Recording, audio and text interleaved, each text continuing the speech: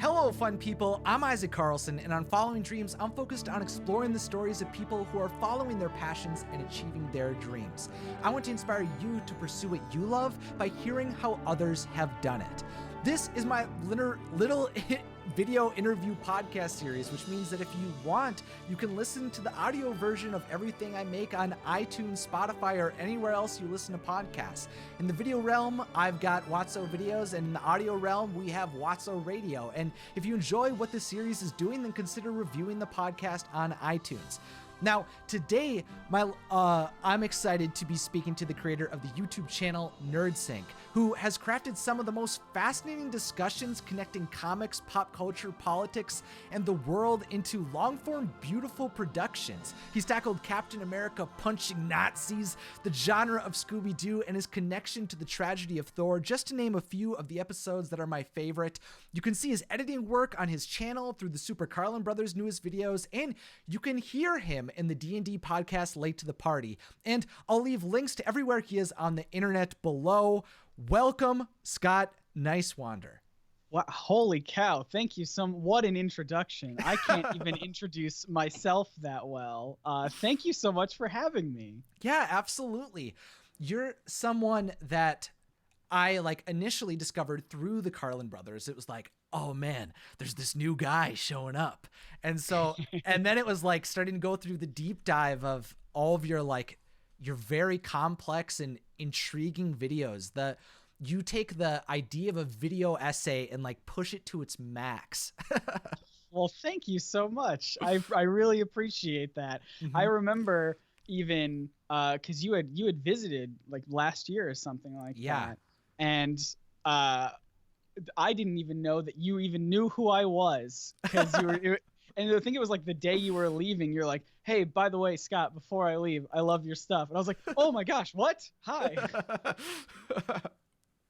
Oh yeah. It was, it's always one of those weird things, because I'm like, we're just all hanging out, but I'm like, dude, I've been watching all your videos. You're one of the channels now that's especially since your videos take so long to create at this point, that now they're feature events. I didn't intend for them to be that way. It's just, I have an issue, and I make this joke a lot, where I feel like I am incapable of writing a video under 30 minutes these days.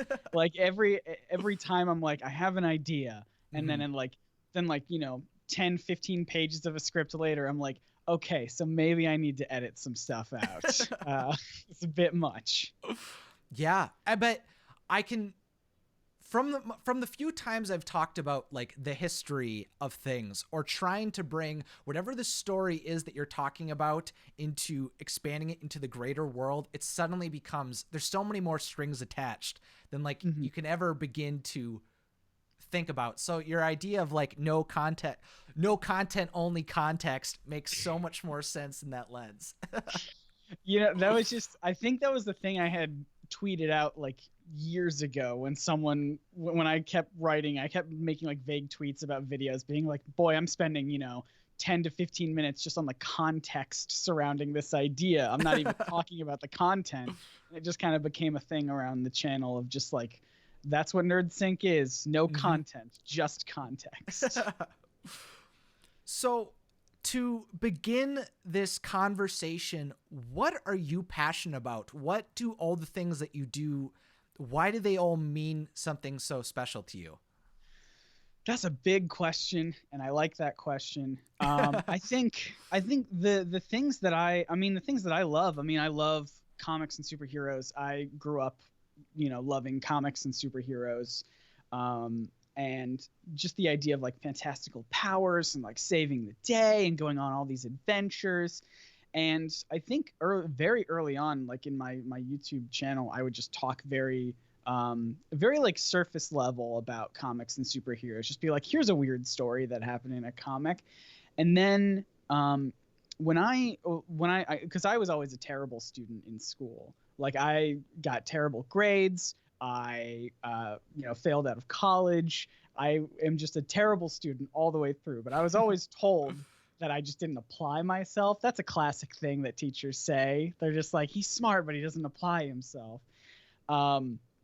And I never really believed that. So then when I started even like looking into these like comics and superheroes a little bit deeper beyond that kind of surface level of just like, here's a wacky story, I'm like, okay, but like, why is Doctor Doom like hiding his face all the time? Because like there's like an idea where there's like a drawing where his face isn't even all that like scarred or messed up. So is there like some sort of like psychological thing where he would do that? And I think that was one of my first videos years and years and years ago, where I was like, let's try to dive a little bit deeper. And what I found was that I really, really love learning, and I love asking questions, and I love examining these things that I thought that I really didn't like, history and psychology and philosophy, things that I was terrible at in school, actually made a lot more sense to me when viewed through a lens that I was already familiar with and invested in,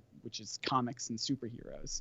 And so that's what really kind of changed my channel the first time around, was just being like, oh, maybe I can go a little bit deeper and have these kinds of discussions that not a lot of people are having on YouTube in that current moment. Thankfully, there's been a gigantic boom of really incredible video essayists who are taking all these kinds of topics and writing about them in ways that I only wish that I could achieve. Everyone is so smart and so brilliant. And then I think this year, very specifically, I decided, I've been doing comics and superheroes for like 6 or 7 years, and I want to kind of branch out a little bit. And so I've decided to tackle things that I also love, but are not in that specific field. Things like Scooby Doo and musicals and Dungeons and Dragons, things that are in kind of like a similar, like they're kind of nerdy, they're kind of dorky, but but they're very different from what the fan base that I had kind of gathered. And I mean, now I'm working on a video about Bob Ross, so like how much further could I get away, from all this stuff. But I think it's just kind of like the love and joy of kind of sharing these things that I'm passionate about with people and getting people to think kind of critically, I guess, about the media that they consume, which is very exciting to me. And it's a constant challenge for me as well to even like look through different lenses of like, here's a thing I love, but like, let's really take a close look at it and see what's up. So Sure. Yeah, it's interesting to hear you talk about that, of the idea of you need to find some way to latch on to these topics. And I think that's why it always feels like when you're in like elementary school and stuff, and you're finally given the opportunity to like write a paper about anything that you want related to history, then everyone can find something to get excited about. I feel like that's not done enough. And that's really cool to hear that once you were able to do that and latch it on to pop culture and the things that like were already really important to you, that's when things got really interesting for you intellectually and being able to explore as a creator.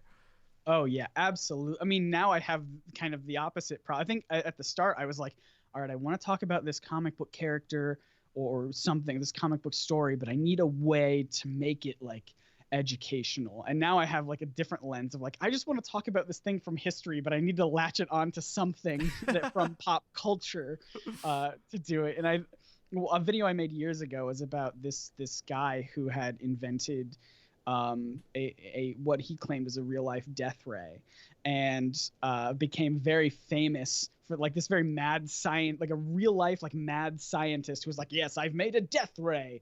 I can't show it to you, but just trust me, I've made one.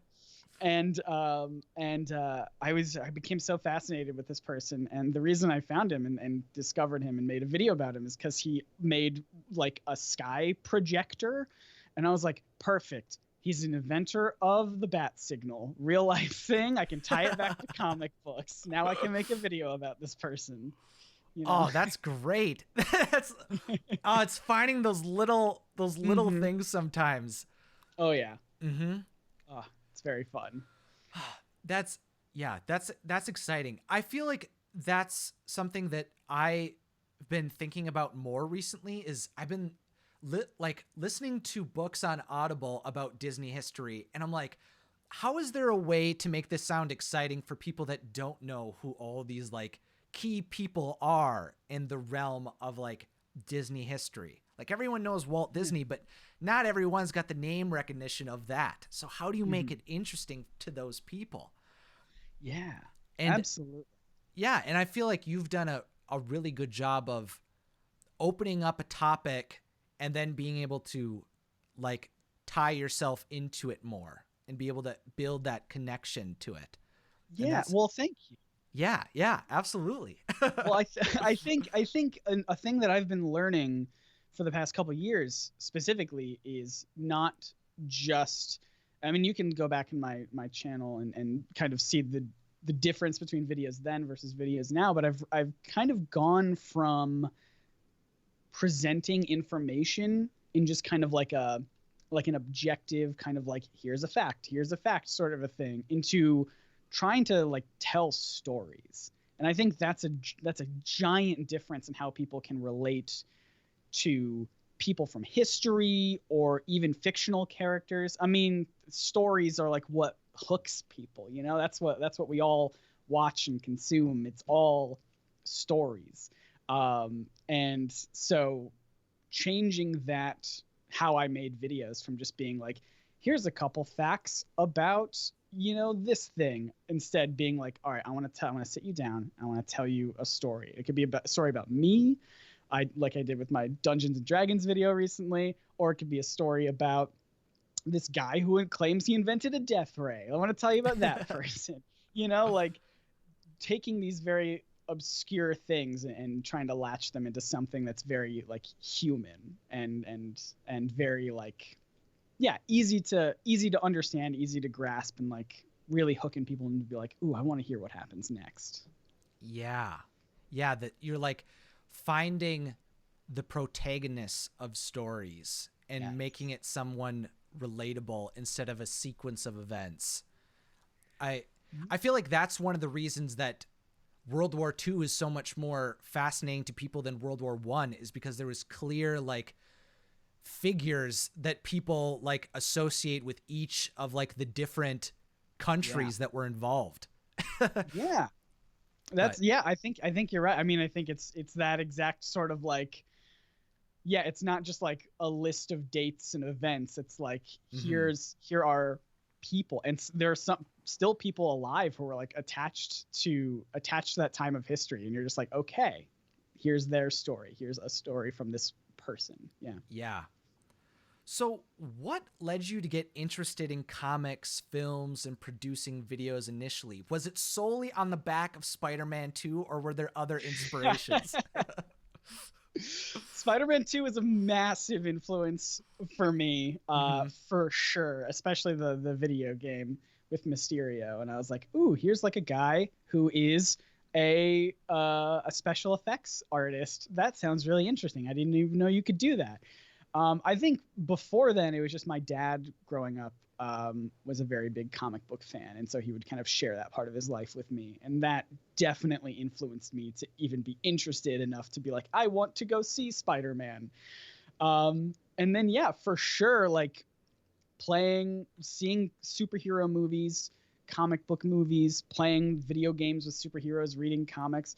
And I genuinely, Mysterio, the character Mysterio, was like, here is a person in the film industry. I know he's a villain, but he at least piqued my interest a little bit.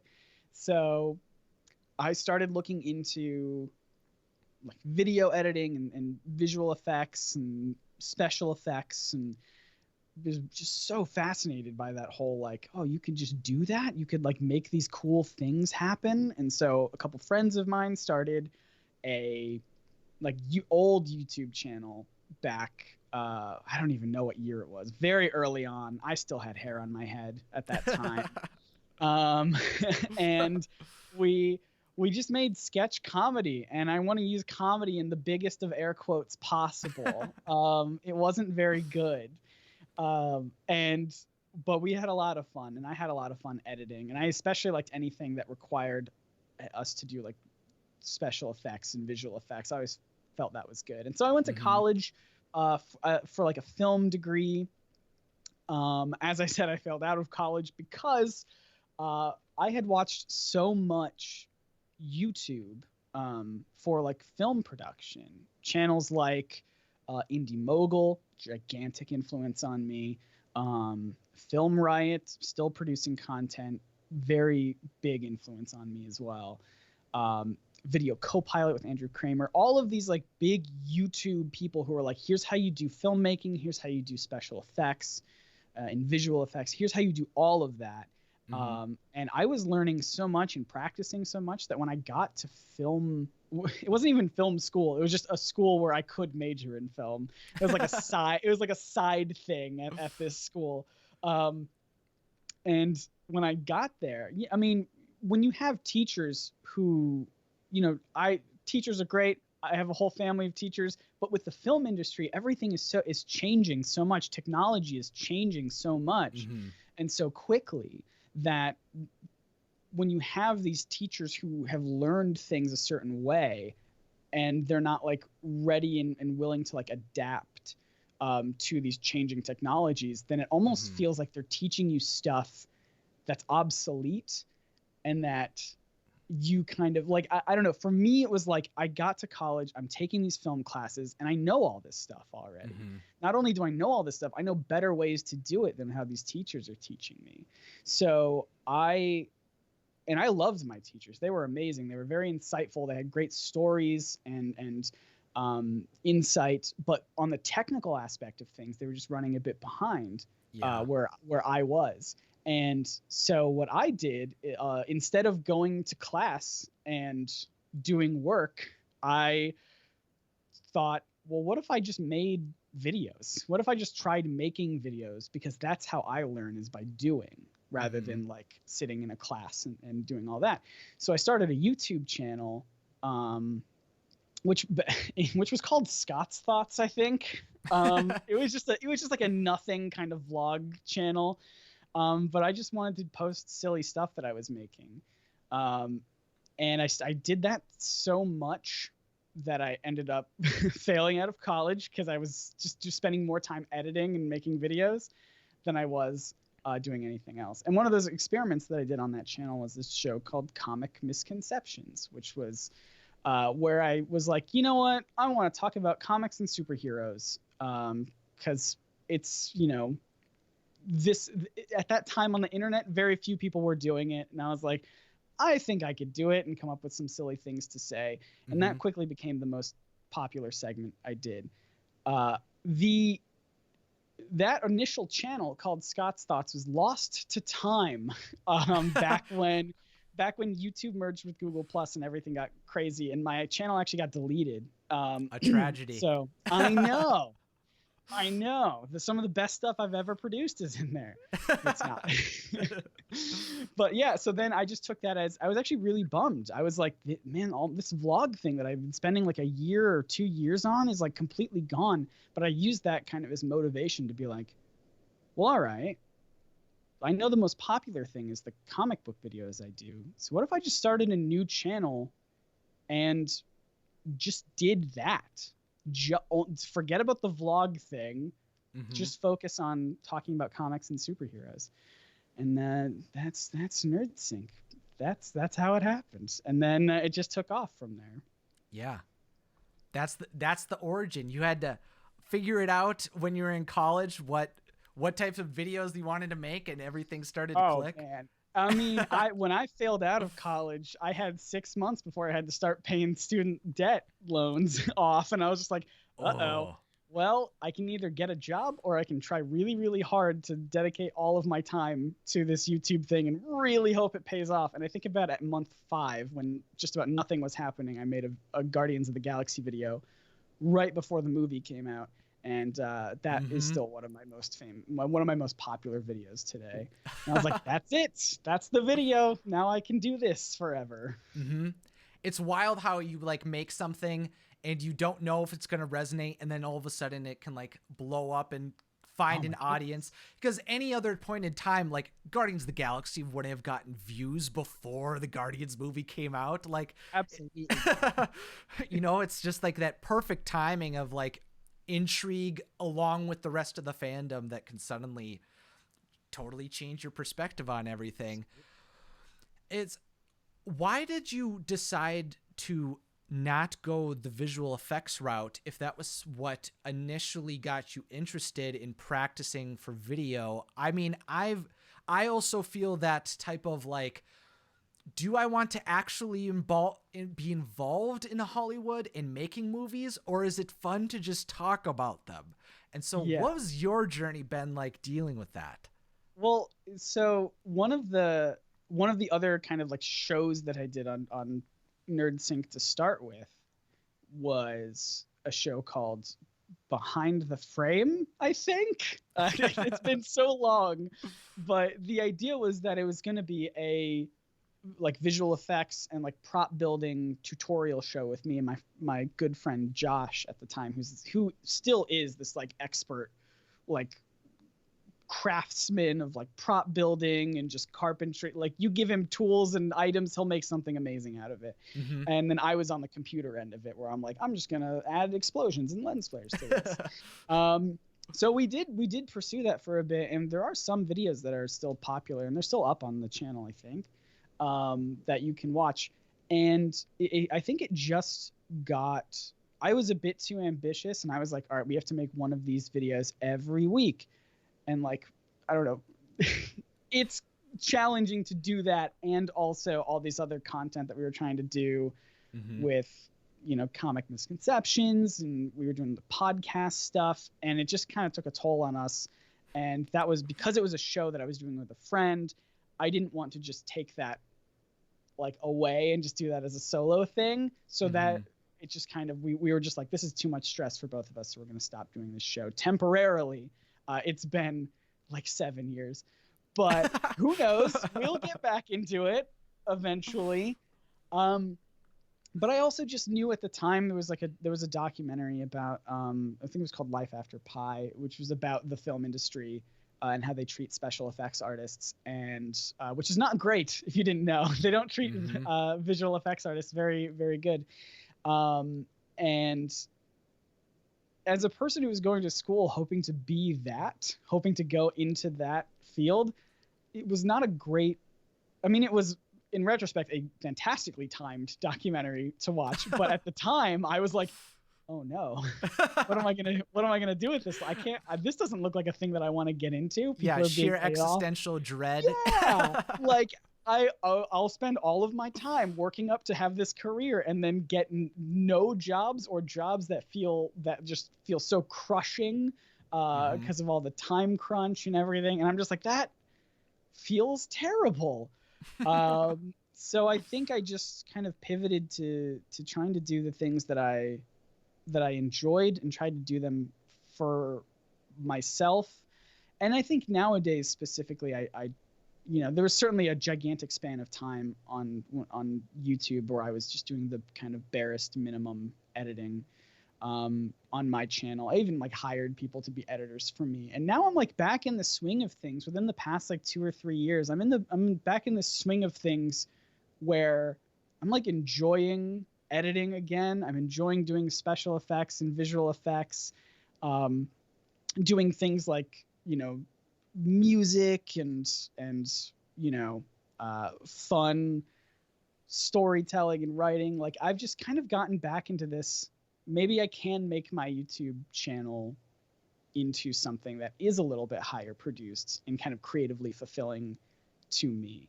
But that, I mean, that only happened recently. I mean, before then, I think I was just kind of taking a page from everyone else on YouTube at the time, at least certainly the people that I was watching, where it was like, you stand in front of a wall, you say things about, you know, comics and superheroes, you say goodbye to everyone, and you do it next week.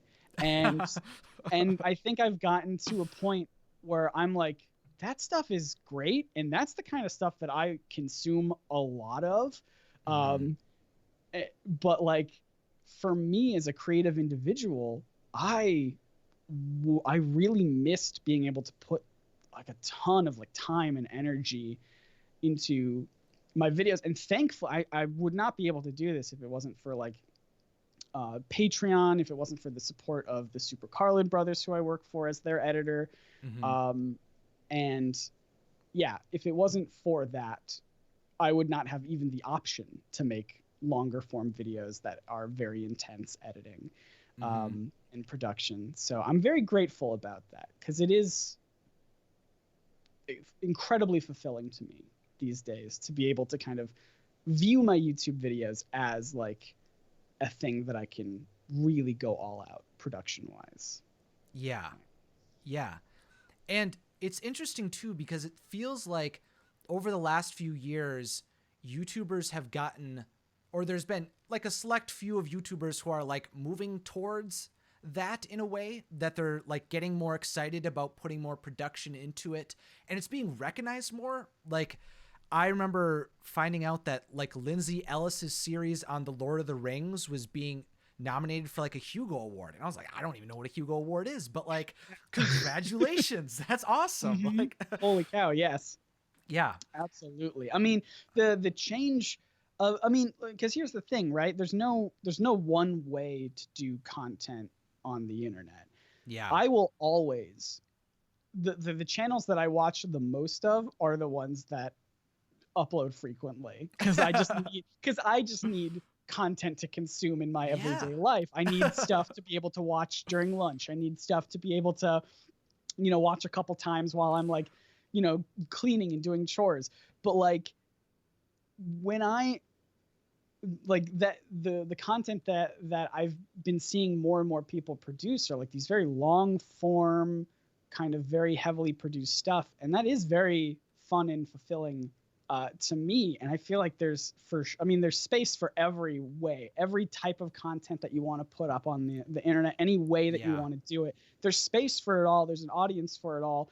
I feel like this is like a dig at myself. I feel like my videos are the kinds of videos that I probably wouldn't watch just because they're like too long. And I'm like, I don't have time to dedicate to that. But thankfully some people watch them, which is good. Yeah. I feel like that's been something I've been wrestling with, is that I've been really enjoying these like half-hour discussions talking about Spider-Man 2 and like the Sam Raimi trilogy, and like now I've been watching stuff about the Dark Knight trilogy, and so I've just been like, I've been watching your videos, Defunct Land, like lots of these people that pour tons and tons of time into it, and those are videos that are getting me really excited. And so it's an interesting thing trying to balance that with like, I also want my YouTube channel to grow. Like I want, so yeah, for sure. I mean, that's definitely a thing that I struggle with, because there's like a clear, I mean, you can go back on my channel and see, a handful of years ago when I was producing content every single week, like those videos, it doesn't matter what I talked about, those videos got, numbers, hundreds of thousands of views consistently. And it didn't matter what. People were just like, I watch this every week. It's a part of my routine. I'm going to watch this. And now that I've been taking months between making videos, it is a little disheartening sometimes to be able to put a lot of time and energy into making something and see it not do, I have this benchmark in my head, which is very silly. But many years ago, I uploaded a 13-minute video that was just nothing but the color green. No audio, nothing. I wasn't on it. It was just a static green frame for 13 minutes. That video has over 30,000 views. So in my head, my benchmark is if I release a new video and it doesn't beat 13 minutes of green, then that's kind of disheartening to me, because I spent so much time and energy making these other videos.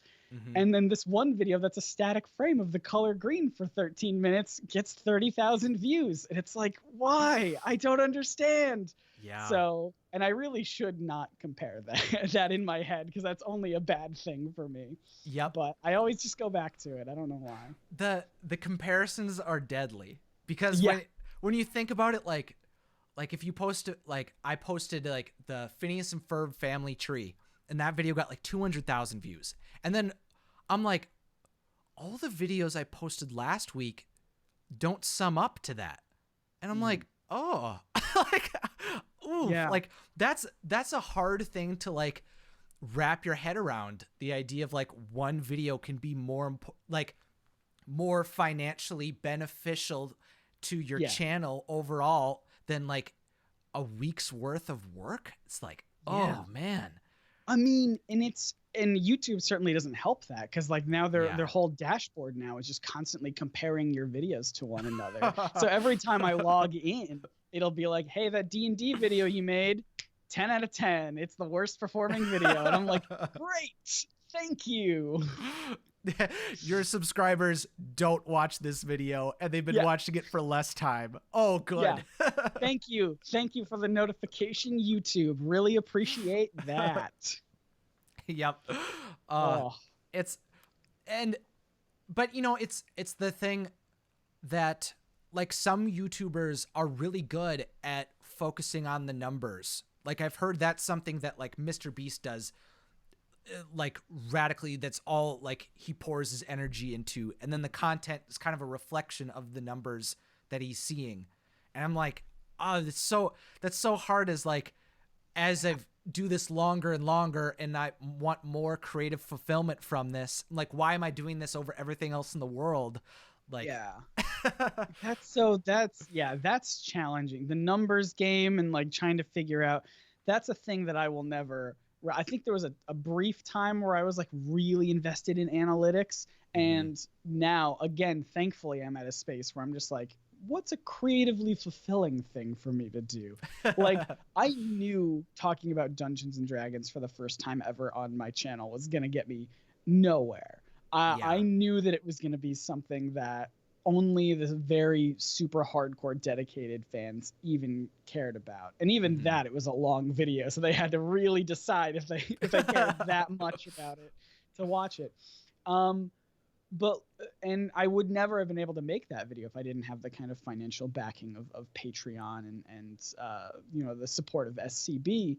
And so I, you know, as I do stuff, as I'm researching like a video about Bob Ross now, and I'm like, oh, this is so interesting. And I've always wanted to make a video about Bob Ross, but I was so scared to do so. And now like 2020 for me is like the year of like, what if I just do stuff totally radically different and just focus on the creative fulfillment? And it's still hard, even though that was like my mission of like, just do the creatively fulfilling stuff, don't focus on the numbers. It's still so hard not to focus on the numbers, because every time I'm just sitting there like refreshing the YouTube Studio app being like, where's it at, how many views did we get, is it good, oh it's bad, oh no, but yeah, because typically like if it doesn't resonate with your audience right away, it's like oftentimes it's gone, unless it like suddenly hits like a wave a month or two or a few years later. Like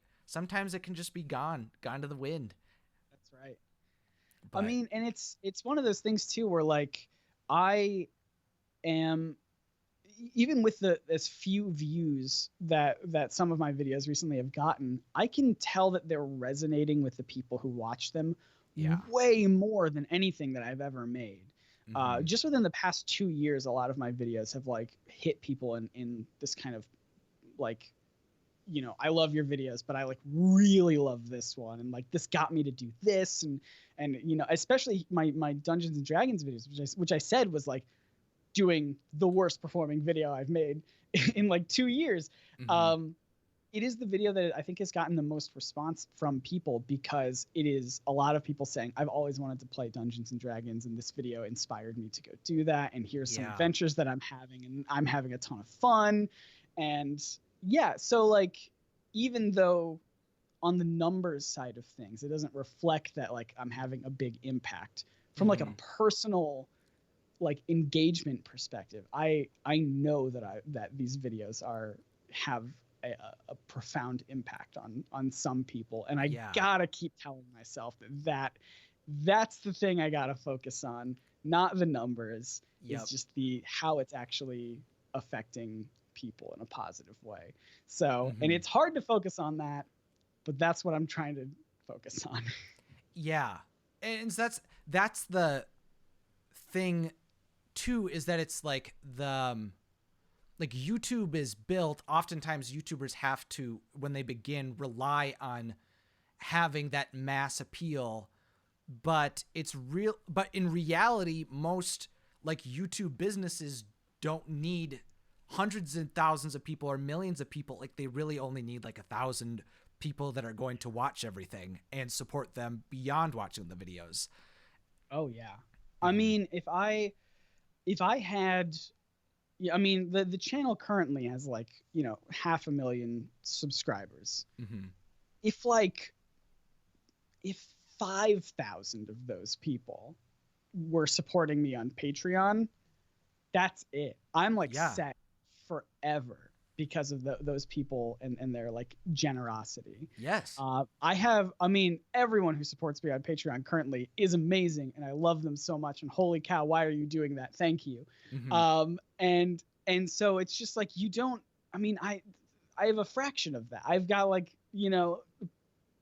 a couple hundred people, and that's so much. That's so good. Like, that is what's helping me continue to make this stuff and to continue to go forward. Mm-hmm. Yeah. And I've been going on the Patreon journey for a while, and just recently I feel like I finally found a good balance of like things that aren't going to like completely take away from actually making the content that people are like subscribing for and like are supporting me for, and doing something where I can like connect with people. And it is pretty incredible to see that there's people that support you so much and are like willing to watch any little video that you make, just talking about the process of making videos. It's so cool that like there's people that I feel so grateful that I've been able to make enough things and grow as a creator enough where people are that invested in me. Yeah. I mean, you were a big inspiration for me earlier this year about like updating, because I've always had just the Nerd Sync logo be like the NS. And I always make jokes about it because I have so many friends in the YouTube space who just have, letters as their logo. And then you were updating yours to be like a picture of your face to make it more human. And I was like, that's something I've always wanted to do. And finally gave me that kind of boost, that inspiration to be like, yeah, you know what? I do want to do that. And I've done that very recently. And I feel better about it in a weird way, I guess. Like it makes it feel more personal. It makes it feel like this is Scott's kind of journey and channel and everything like that. Like if you're watching, if you're subscribing, it's for the person here that you see on the face, rather than like a big, because I don't know if it was the same for you, but like the reason I had this big Nerd Sync logo is like, I want to look big and corporate and official. Oh, yeah. Oh yeah. It's like, this is Watso videos where we discuss fun topics or fun people. That was the we wasn't initially meant to refer to me and the viewers. It was meant to be like, oh, there's a crew. Don't worry. There's a crew. Of course there's a crew. Yeah. Oh, 100%. I mean, like I really dove into that kind of mindset of like, if I'm going to be successful on YouTube, I gotta present like I'm a big deal. Yeah. And I think that has totally shifted backwards, where it's like, I don't want to present like I'm a big deal. I want to present like I'm a person. And I hope people care about me as a person and what I have to say. Yeah, exactly. I think that was the thing. It was initially, trying to establish myself as an authority. And now it's like, all of a sudden I've recently come to the realization, I'm like, I don't want people to necessarily just come for the information I'm able to find about things. Like, I hope that there's like some interest in me as a person, and maybe that's kind of vain, but like also I know that it's important, because you're not going to support Patreon if you don't care about me in addition to the things that I talk about. Yeah. Absolutely. I mean, it's one of those things where like I thought from the beginning that NerdSync was going to be like almost like a gig for me, where like Yeah. I would want it to grow bigger so that someone could eventually replace me. Like I was like a host of NerdSync. Yes. I wasn't NerdSync. Yes. You know what I mean? Yeah, it was like I always wanted all my friends to be a part of it. I'm like, you guys could make videos too. The whole channel would grow quicker if we could all just make videos. That's why you introduce yourself at the beginning. I had the same thought process. Yeah, I mean, all the way down to what I named it Nerd Sync, because I wanted it to be multiple nerds all coming together talking about the things they love. And we did that for a little bit. We had videos, as I said, my friend Josh and I made some prop building stuff, podcasts. We've had like video game stuff on the channel. I had a cooking show on the channel way back in the day. That's a true story. And none of it worked out except for the stuff that had me in it, mostly because I was in charge of like the content schedule, and I was also the only person who didn't have to go to school or do work, because I had failed out of college at that point. So I'm just like, I don't have anything else to do. I'm going to make content, and I'm going to assume that everyone else I'm asking to make content can devote themselves to that exact same schedule. Of course they couldn't. I was asking way too much of people. So then everyone kind of dropped out very gracefully. And I was like, well, this is it. This is me. But I still held on to that idea of like, I'm just a host. Eventually, I'll pass on the torch. And I think just within the past 2 years or so, I'm just like, no, this is me. This is who I am. This is my channel. This is a place where I get to express myself. Yeah. I still wrestle with what's the business of Watso videos. Is it like, what is Watso videos eventually going to promote or feed into? Like, is it eventually just going to be a funnel for something else? Is it going to be like, what am I going to try to sell in the future? And anytime I think about that, it's always just kind of bums me out. It gets me excited for the idea of it being something beyond just videos, because it could be something that's more sustainable, so I could continue to make videos. But now it's really like, I've been trying to think about it more as a body of work, that it's 500 videos series instead of a like successful thing, that it's one continuous like showcase of my journey on creating things and discussing fandoms. That's an incredible way to look at it. I have a follow-up question for you. Now who's interviewing who? If you were to look back at like your older videos, your original videos, do you see certain areas that have like totally drastically changed from how you're doing stuff now? Like obviously I'm sure production stuff, like I started on like built-in computer webcam. So like but like in terms of like how you produce stuff, how you tackle certain angles of stuff, the way that you present like you and your perspective, like is there anything that kind of stands out to you? Because I'm always curious about like the growth. You were talking about like growth, your journey, your growth, and I'm always interested about that. Yeah. It's, for me, it was like, I initially wanted it to be like someone was watching the movie. So when I did like Scar's full story, which is like my largest video ever, is like 5 minutes, and I wanted it to feel like, oh, you're like seeing, I wanted it to be like, what would Disney do if they produced this video? What would people want to see if this was like an actual thing produced specifically just to tell the story? That's what I initially tried to do. And then when I decided that I wanted it to be more like me focused and be able to like connect with people more, then it started to be like just showing my face, but still kind of doing that. And now it's more of like trying to explain this interesting thing that I've learned about and kind of share that with people and have it be this like fun conversation, and more of a, how would I, if I went to like a family gathering and sat my cousins down to tell them the story of why I think Webby's parents in DuckTales are foul agents, like what would I say to them?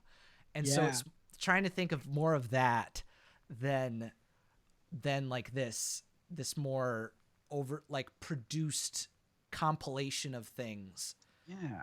Mm-hmm. Yeah, it's like hitting people in like it's like you just being like, it's like going to a friend's house and then Yes. just talking about this, Yep. like this stuff. I love that. Yeah, absolutely. Mm-hmm. Yeah, Ah. that's a total thing that I've thought about, and it's like in high school, that's what I did a lot with my friends. It was like we just went down to like my buddy's basement and we'd all plug in our Xboxes and play together and watch movies and talk about like whatever like video game or movie is going to be coming out soon, what we want it to be like and things like that. And I feel like that's kind of the energy I want to like somehow capture now. Mm-hmm. Mm-hmm. Absolutely. I think you're doing a good job. Thank you. It's, you know, it's difficult to tell how things are resonating or if I'm doing enough things to have that come through, because I don't want to go on like massive tangents or like tell the same story every time of like, dude, Little Mermaid is great. Part of Your World is like my favorite song right now. Like, I don't want to say that every time I like talk about the Little Mermaid. So it's like, how do I showcase the things that I'm interested in without like diverting too much from the topic I'm also discussing? Mm-hmm. So, mm-hmm. Yeah. Oh, I mean, that's a big, one of the things that I struggle with when I'm making videos and writing scripts, obviously, is I keep finding information that's so interesting to me, but I can't quite get it to relate back to the idea as a whole. So I don't know. I'm like, I have all of these, like, at the end of every script, I have like this section that's like cut sections. It's like labeled all of the stuff that I cut. And there's so much good, juicy stuff in there. I'm like, but I couldn't quite get it to fit. But I mean, sometimes I'll still just be like, anyway, here's a little ramble for a couple minutes because this is something fun and exciting for me and no one else. But yeah. But I mean, with that, like, it's, yeah, I think oftentimes you include very relevant things. I don't think I've ever like walked away from one of your videos and was like, why did he talk about that? Like, it always seems well, that's sense. good to know. That's good to know. I always feel like my Captain America video about comics and politics, I always feel like that's one where I really probably could have cut about a third out of it, but I wanted to keep all of it in because I wanted to be thorough, and I knew that if I didn't hit on every possible angle that I could think of, then someone would bring it up in the comments as like a gotcha. And I'm like, no, I already thought about that, but I didn't include it because whatever. I'm gonna include it. And so I like that's why that video is so long too, because I'm like in the back of my head thinking about like what would a commenter say, and how can I preemptively kind of combat that and like fill that void a little bit. So it is for sure an interesting way to write by trying to tap into your audience and try to tap into your like potential commenters and be like, but what about this? How come he didn't mention this? And it's like, I could have mentioned that. Dang. Well, like, there's definitely some times where I've like considered addressing something from like a really obscure like series of books, and I'm like, it's not relevant. Like, I'm like, I understand you guys really like these stories, but like, it really doesn't connect with what I'm trying to say here. But in a case like that video that you went through, like Captain America punching Nazis, I feel like that's something that it is sprinkled with enough like modern day issues that like it's important to go through them. And I feel like you did a really good job of addressing all of those angles. And I guess that was something that I was curious about with you is why did you decide that, how did you come to the conclusion that you wanted to be more honest about your own experiences and your own viewpoints on things? Because you ended that video being like bold, and I was like, holy cow, I wasn't expecting like that to be the conclusion. I'm like, he's going. Yeah, well, thank you. I think the biggest thing for me Because yeah, when I started making videos, I was very like, I presented myself as very almost like with no personality, where I was like, I am the person who gives you information. You don't care about, I guess I went into the video always assuming that no one cared about me. So I was like, I don't need to present my personal opinions on things. I don't need to make stances clear, because that's not what people are here for. They're here for information. And I look back on those videos and I'm almost kind of ashamed of it, because I don't make clear what my like political and social stances are, when I really should have. I just left it up to the audience discussion. I'm just like, well, I don't know. What do you guys think? and so I don't know. For me, like, you can still open up a discussion while also presenting your opinion on that subject. You can say like, I want to hear your thoughts, but also here are my thoughts. And I just wasn't doing that. And so I think just over the years of being on YouTube, meeting other YouTubers, going to events to meet people outside of where I was like born and raised, and just traveling a lot more and meeting a lot more people, and not even traveling, but just like interacting with people online, my like eyes were starting to be open to these different perspectives that I hadn't acknowledged before. And I was like, okay, clearly some of the stuff that I've been doing was unintentionally harmful to certain groups of people. I mentioned in my Captain America video that like I made a video about like the science of Ant-Man, and like how if he's shrunken down too small, then like the particles, like the light particles and light waves wouldn't register properly in his eyes, so he would be like effectively blind.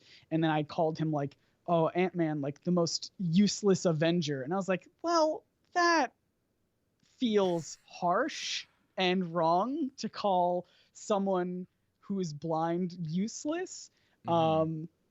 So I've since changed that video around, that like title and description of that video, because I felt bad about it. And I was like, these are like different areas of reality that I was not even aware of, being unintentionally like harmful towards people with disabilities, towards people who just walk a different life than I do. I'm a straight white cis man. I actually am.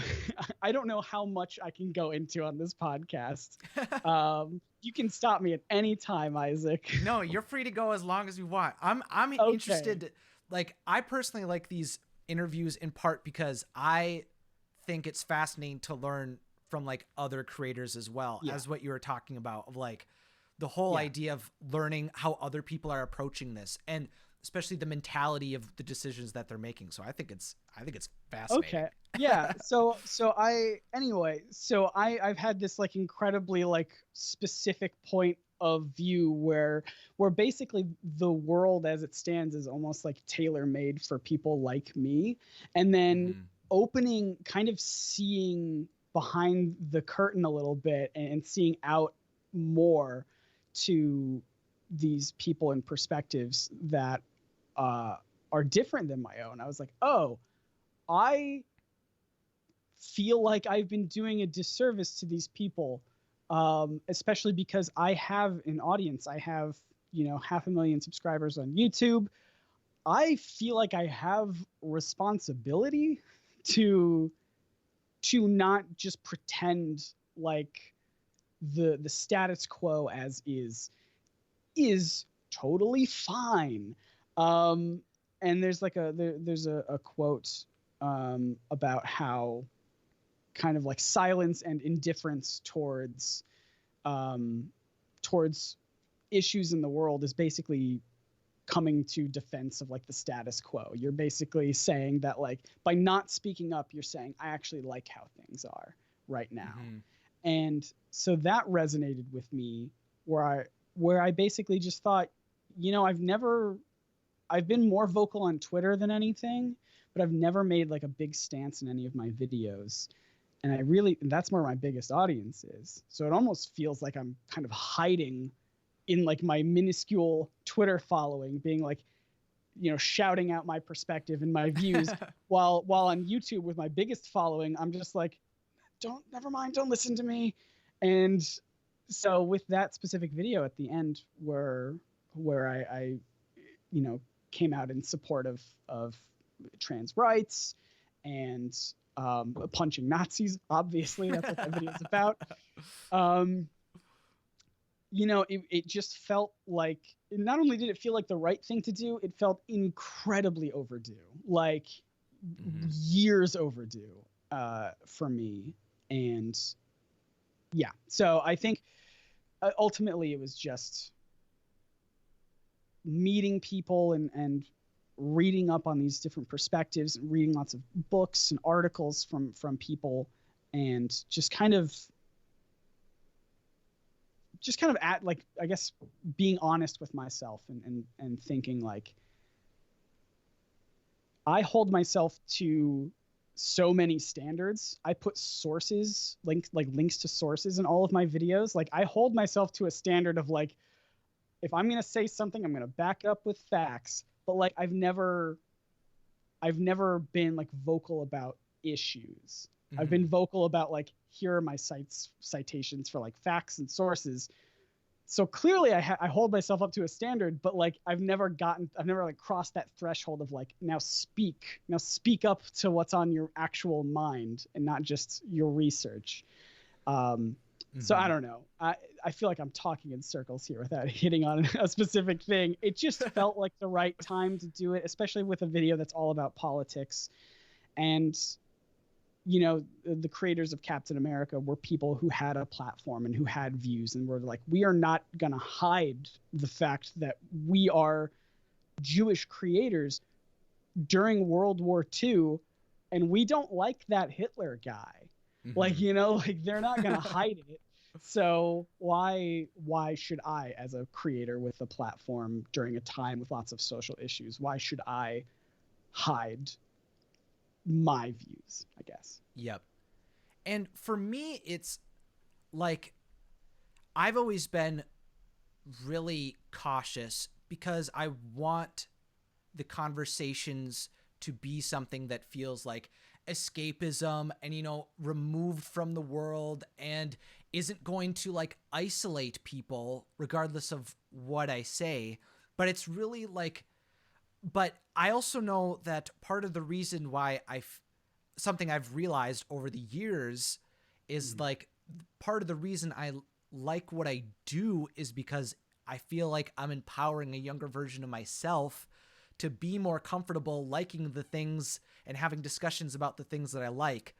And so I feel like I don't know if I haven't went to make any, like, I don't know. It's just trying to make sure that I'm empowering people to be themselves and to be good people, and it's trying to strike a balance between those two things, Yeah.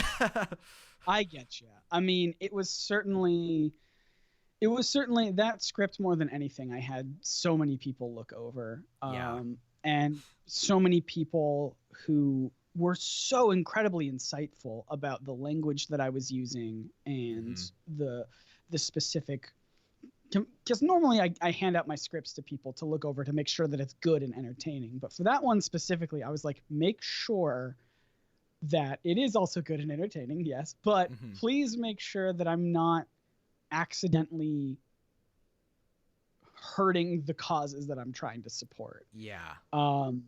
And so the amount of feedback I got from that script was unbelievably insightful. And I changed a lot of my wording. I changed a lot of how I delivered specific things.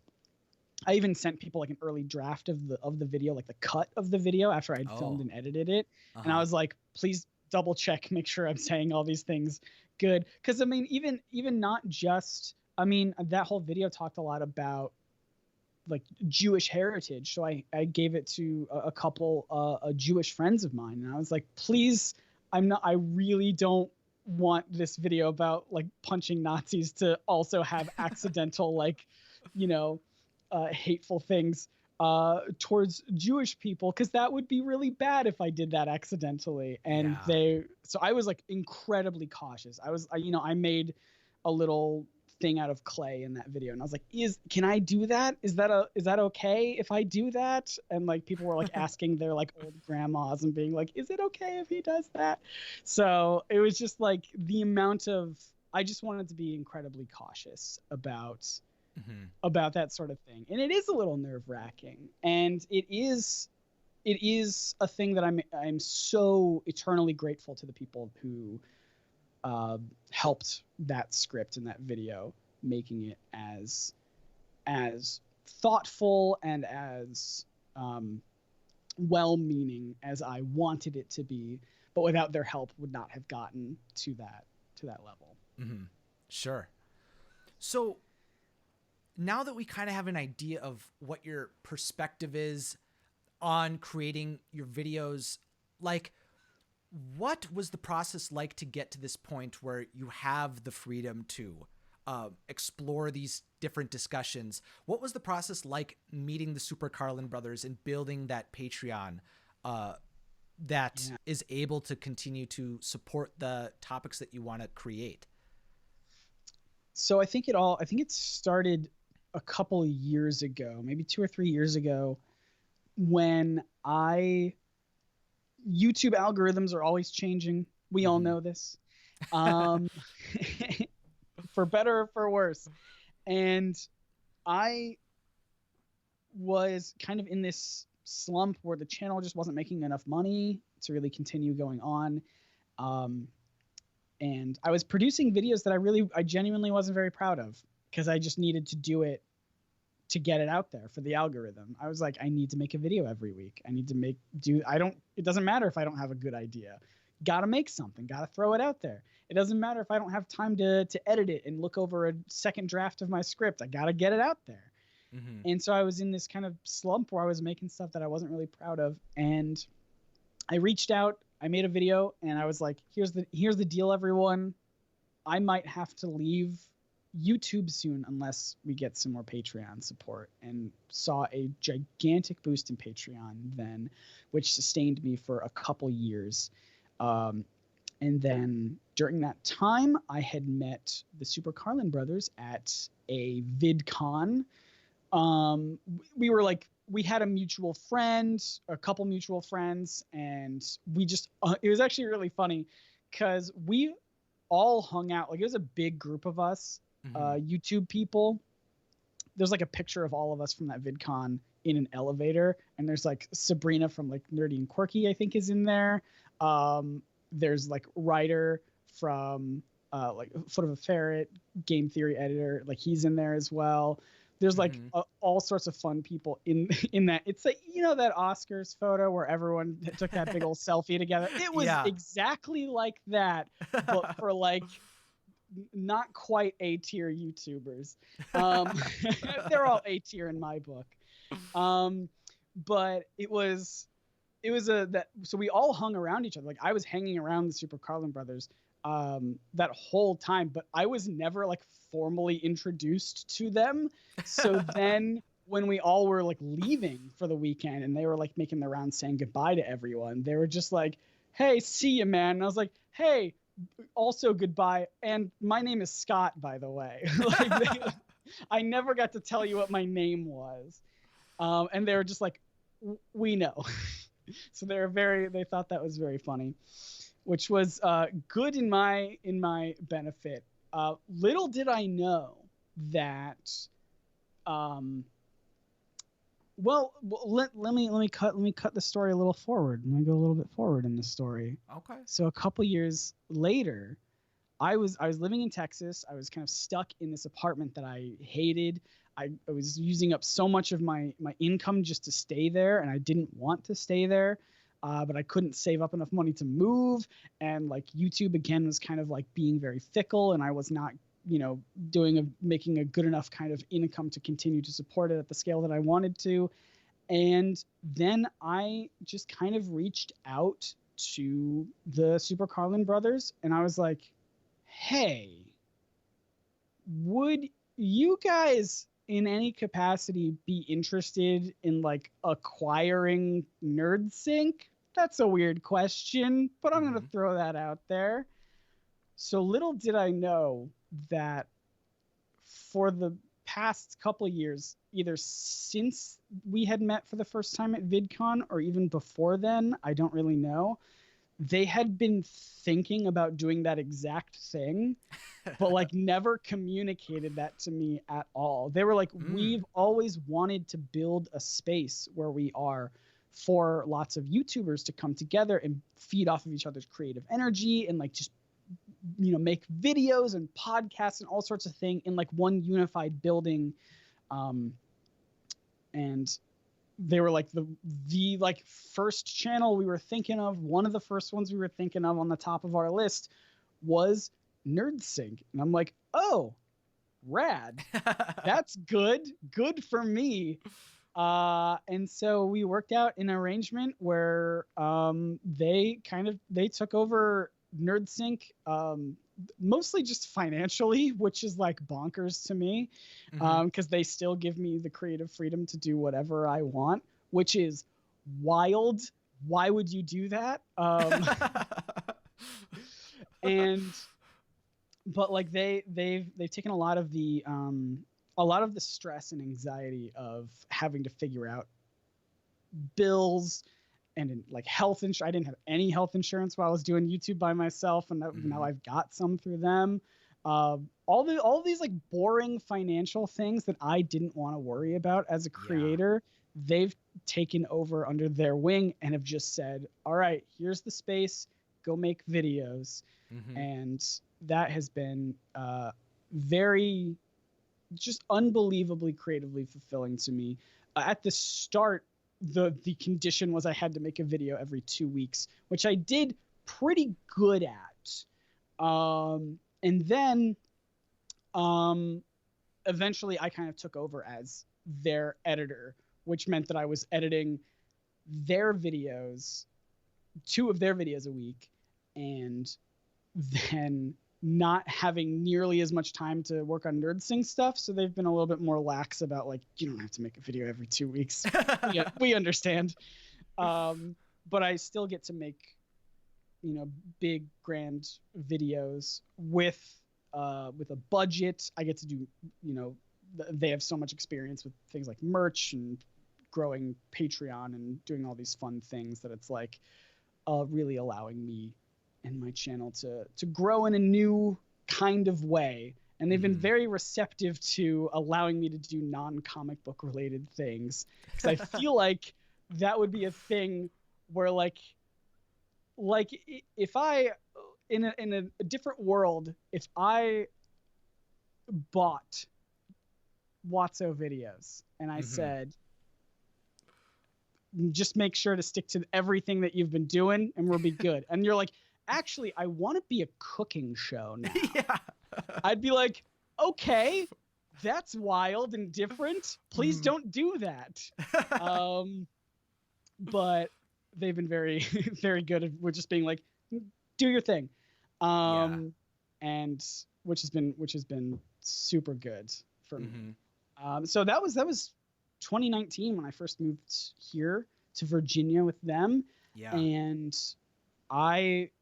we've been doing pretty good. We've got a lot of stuff around, you know, got this big old office space, and so much of my videos have like a good budget into them now, which I was very excited about.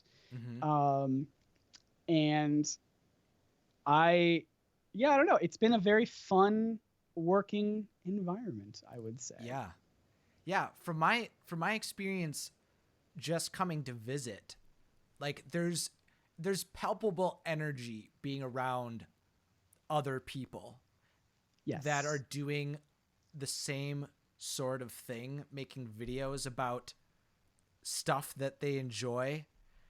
And I'm sure, like, especially being there, I mean, probably not in the last few months, but still being able to have people to communicate with and to like feed off of and learn from is a pretty cool thing.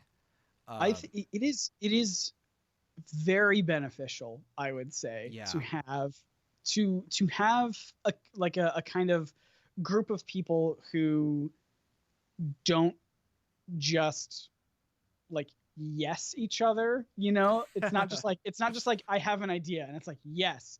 It's a lot of like yes and, or even like yes but, Yeah. where it's like the guys might have an idea for a video and I might have some interest in that kind of topic where I'd be like, that's good. And also, you should include this other bit of information that I don't know if you thought of. Or even like the kind of reverse of that potentially is like, we want to do the, like, sometimes Ben specifically will want to do something incredibly ambitious. And I have to be the kind of person who says, no, but we could do this instead. And so it's like it's nice to kind of be able to kind of have people who are pushing the limits, some people who are, you know, finding the boundaries of what's possible and trying to elevate the whole thing to kind of a new level. Yeah. I think that's something that you can clearly see from creators that like make a house for all their creator friends, or they all live in the vicinity of each other, you know, in different creator hubs or production hubs. And you can sense that there's people pushing each other to do that, to continue to level up over time. I feel like we've hit on a segment where we almost sound like business people who are using generic terms like, yeah, the synergy of the place. You know what I mean? And but it's true though. It really is. You get this kind of energy flowing and people and you just only build bigger and better things. I think one of the benefits that I had when I became their editor was I didn't really watch the stuff that they had made before. So I wasn't like emulating, and I wasn't trying to emulate what they were doing. I was like, here's how I would do it. And I just ran with it. And there was never any pushback from them where it's like, well, no, you have to do it this way because this is what our fans are used to. It was like, no, that's great. You do your thing, you do your voice, and you run with it. And we will play with that. Now that we know what your style is, we can write towards that style to make it even better. And so like seeing it kind of grow and progress and like have a kind of new life and a new voice has been very, very fun. Yeah. And I definitely can, now that you've articulated that, I can definitely sense that, because I remember when people were like, oh yeah, Scott's editing now. And I was like, oh really? And then slowly over time, if you watch a video now from when you first started editing it, is like clear that you're the editor now. If you go and watch one of your new videos, like it's so, there's so much of your own voice in it. And I think the best way to, an analogy I think most people can feel with, like agree with, is when you finally get into like high school and you choose an elective and everyone who's there wants to be doing the same thing, or you do a club or a sport, like everyone who's there wants to be there and like do it. And that's how you push each other, especially if you're all like very sociable and like friends with each other. Like it all it builds on itself. It's like exponentially more powerful when everyone's actually around each other. Absolutely. You got it exactly right. Yeah. So let's see. What are the other things that I want to talk about? Your videos continue to get longer and more complex. Sure do. Dude, what goes into deciding what projects you focus on? Because I'm like, sometimes I get in that trend. I'm like, I want to make like a half-hour video. Like this would be something I would be super excited about if someone who makes longer videos would do it. But how do you go about deciding like, I'm going to spend like a few months talking about this? Well, this year it's almost just because of current event stuff that's been happening. Okay. Like I always knew that I've always loved Scooby Doo. That was my first big video of the year, was a nearly hour-long thing about Scooby Doo, and I've always wanted to make that video. It's been on my list forever, and then I find out, oh, there's a new Scoob movie coming out this year. Fantastic! Now's the perfect time to post it. And I think I posted it within. I was still late because it's a big video, but I posted it within 1 or 2 days of that movie coming out. I was like, yes, perfect.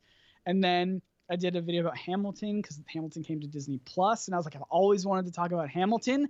Perfect kind of like current event, tentpole event sort of thing where it's like cultural relevance. Let's do it. And then Dungeons and Dragons was because of the show that I watch where I was originally planning to air that video right as their new season. It's a D&D show on College Humor. Right as their new show was coming out, I wanted to make my video. I ended up taking like 6 months to make my video, so I posted it right as that season finale, and I was like, good enough. You know, that's another like temple season. You just watched that, now watch me talk about this show and Dungeons and Dragons and all that stuff. And then with my very next video about which is going to be about Bob Ross, there's no tentpole event. I just wanted to talk about Bob Ross. And you know, I don't know about you. You make content, you know, much faster than I do these days.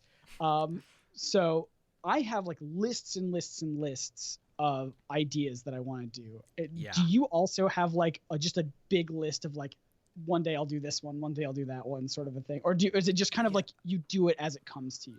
I have a Google Doc that's been just called Plan. And it's got like my goals, like the things that I'm trying to strive for, then like new movie releases, because I'm like, I gotta stay hyped. And this year's been hard because nothing's been coming out. So it's been difficult to get like reinvested in everything throughout the year. But now everything's suddenly happening. And so, I've got that. And then it's like probably like 20 pages of like just a list of ideas. And I'll like just kind of randomly go through and like bring some ideas to the top. And then sometimes I won't like anything. And then it will just be like, all right, we're going to figure something out to talk about. And then there's certain things that it's just like, I've got like this whole big long series I've like thought about, or like, oh, this could be a book. I'm like, but I don't know when I would write it, but like this would be a sick book. Oh, absolutely. I've got so much stuff like that. But I mean, it's so funny because you were saying like, I've definitely experienced this before where like you have this big long list and you look over it and you're like, I got to make something this week. And you look over it and you're like, this is a big list and a lot of ideas, and none of them are speaking to me right now. Yeah. They might speak to me in the future. I'll maybe make a video about this later. I'm certainly not going to delete this list, but like right now, got to think of something else. Yeah. And so I've definitely experienced that. But as you know, I kind of came into this year because I took over editing for the Super Carlin Brothers at the tail end of last year. I kind of went into 2020 thinking, not even thinking, but like outwardly projecting to my fans, to my following, that like I'm only probably gonna make 6 videos this year. Yeah. Which is the fewest videos I've ever made in a calendar year, like by far. And but I was like, I know that editing for them is going to take a lot of my time, and I know that I want to make videos without having to cut corners. And I know that I could probably make a video every other month if I really dedicated myself to it. Spoilers, I have not been able to do that. My Scooby Doo video took like 5 months, and then my Dungeons and Dragons one took like another couple months after that. It's been a wild year. I was not planning on a global pandemic happening, as I'm sure most of us weren't. But you know, I knew going into it that I would only do a handful of videos. So I looked over my lists, and I also knew that I wanted to do something different. If this was going to be a short year where I was only going to make a handful of videos, I knew that I wanted to use that time to experiment. So that's when I decided, well, what if I don't do comics and superheroes this year? What if I tried other things? And so then it was just thinking of like, well, what is Scott interested in? What is let's look into let's inwardly kind of reflect on my life and just say, what is Scott like? And that's not tied to comics and superheroes. And what is Scott like that he's always wanted to talk about, but he's never felt like he could talk about? And so the things that came up were Scooby Doo, which I have made a video on before, but I always knew I wanted to do this specific idea, and I was like, this is the year I'm going to do it. And I'm very happy with how that video turned out. Dungeons and Dragons was a thing that I got really interested in within the past year, and I was like, I feel like I could talk about this. In fact, actually, my Dungeons and Dragons video only happened because I made a tweet about it where I was like, I think I want to make a video about Dungeons and Dragons, and specifically I want to make a video about this show that I really like called Dimension 20, which is by College Humor. And I just like tweeted about it, and then College Humor like got slid into my DMs and we're like, do you want an interview? We'll give you an interview. We'll give you an exclusive interview. And I'm like, okay. And so then I'm like, well, now I'm locked in. Now I have to do this video. And then it's just me tweeting about stuff. It's really just I tweet about things that I'm interested in, and then if it gets a response from fans or other creators, I'm like, okay, clearly there's a thing there. Like I made a joke that I was going to make a video. It wasn't even a joke. It was really just me wondering if people would be interested. I was like, I bet I've always been interested in the ASMR YouTube community, which is like so wildly as far away as you can be from like a person like me who makes a living like yelling at a camera about like comics, where it's like these people who are like very softly whispering and tapping on things. I'm like, it's like a weird kind of audio art that I'm so fascinated by. And I like posted that I wanted to make an ASMR video, and that is the one topic that everyone is like, don't do that. Don't do that. And I'm like, maybe I will, but like, I don't know. People are not. I want to, but we'll see. Yeah. Dude, I'd say you got to try it. Maybe I want to do it. I want to do it so bad. I feel like that. I've always thought of the opportunity to do that is April 1st. You just got to make it and post it up. And if people are like, dude, this is awesome, then you're like, oh, dude, that's the whole plan. Or if it's April, dude, you can leave it up to interpretation. Well, so like a couple years ago, I made an April Fool's Day video that was me tapping on comics as like an ASMR thing. And the video was just called Comics Make Good Sounds. And it was just me like scrolling through, like flipping through pages of comics and like tapping on books for like 15 minutes. And people still message me occasionally and being like, honestly, that's pretty good ASMR. That was pretty good. And I'm like, oh, maybe I should just do that. Maybe I really should commit to it. I think what I do is I test the waters a little bit I'm like discovering this about myself right now. Like I test the waters a bit about the kind of topics that I want to do. Because even my Captain America video has like a whole bit where I'm talking about Scooby Doo a whole bunch. Yeah. And I'm like, interesting. Okay. And then I made a video last year about like the first Spider-Man comic and how like that's a really good piece of art, both in writing and like the visuals. Like it's a really good piece of comic book art and how the art of the medium works. And that whole video, I'm like dressed as Bob Ross.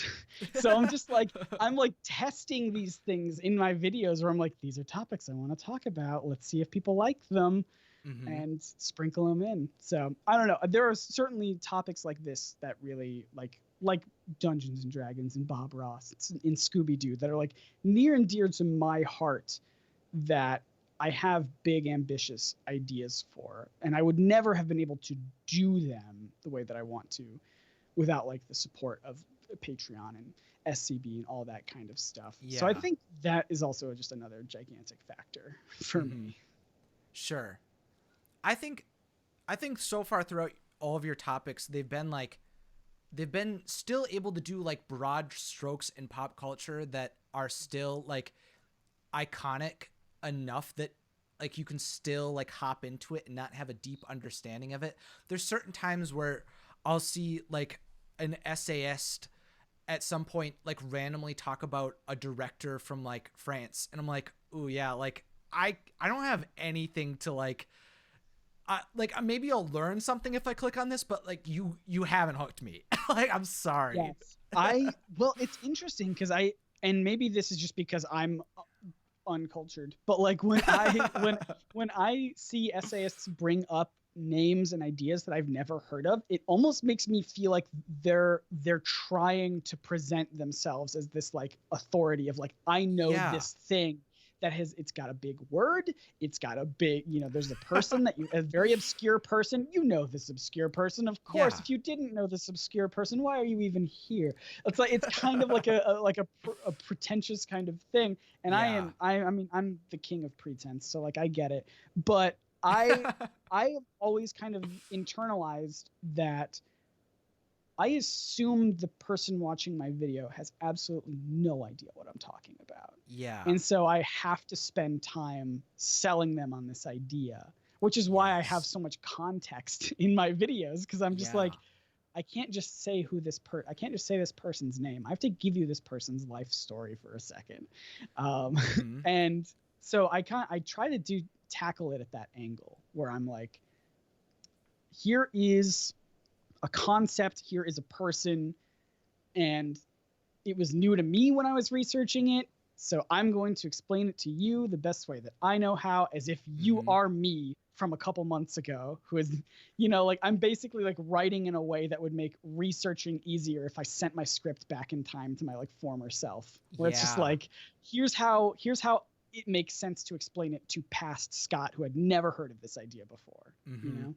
Yeah, and I think I feel like I try to do that too, like, to be a little meta, like in the podcast. It's like, if I just like put someone, like if I just say like, hey, I'm talking to Scott today and no one's heard of you before, if they're not part of the Nerd Sync gang or whatever, it's like, trust me, I brought this guy on for a reason. Here's why. Like, there's relevancy, there's interesting things I want to learn about. So like, that's why this person is here today. Like, that's why I had that big introduction at the start. It all makes sense now. Yeah, like, and it originally came because I researched how you do interviews and how you make them engaging, and so I followed that structure. But like, that was something that like really resonated with me as a taking out point of like, you have to sell this person and end it with like the big introduction. And so I think that's just something I've like carried on, and I think that's cool that like you do that when you're introducing ideas and people.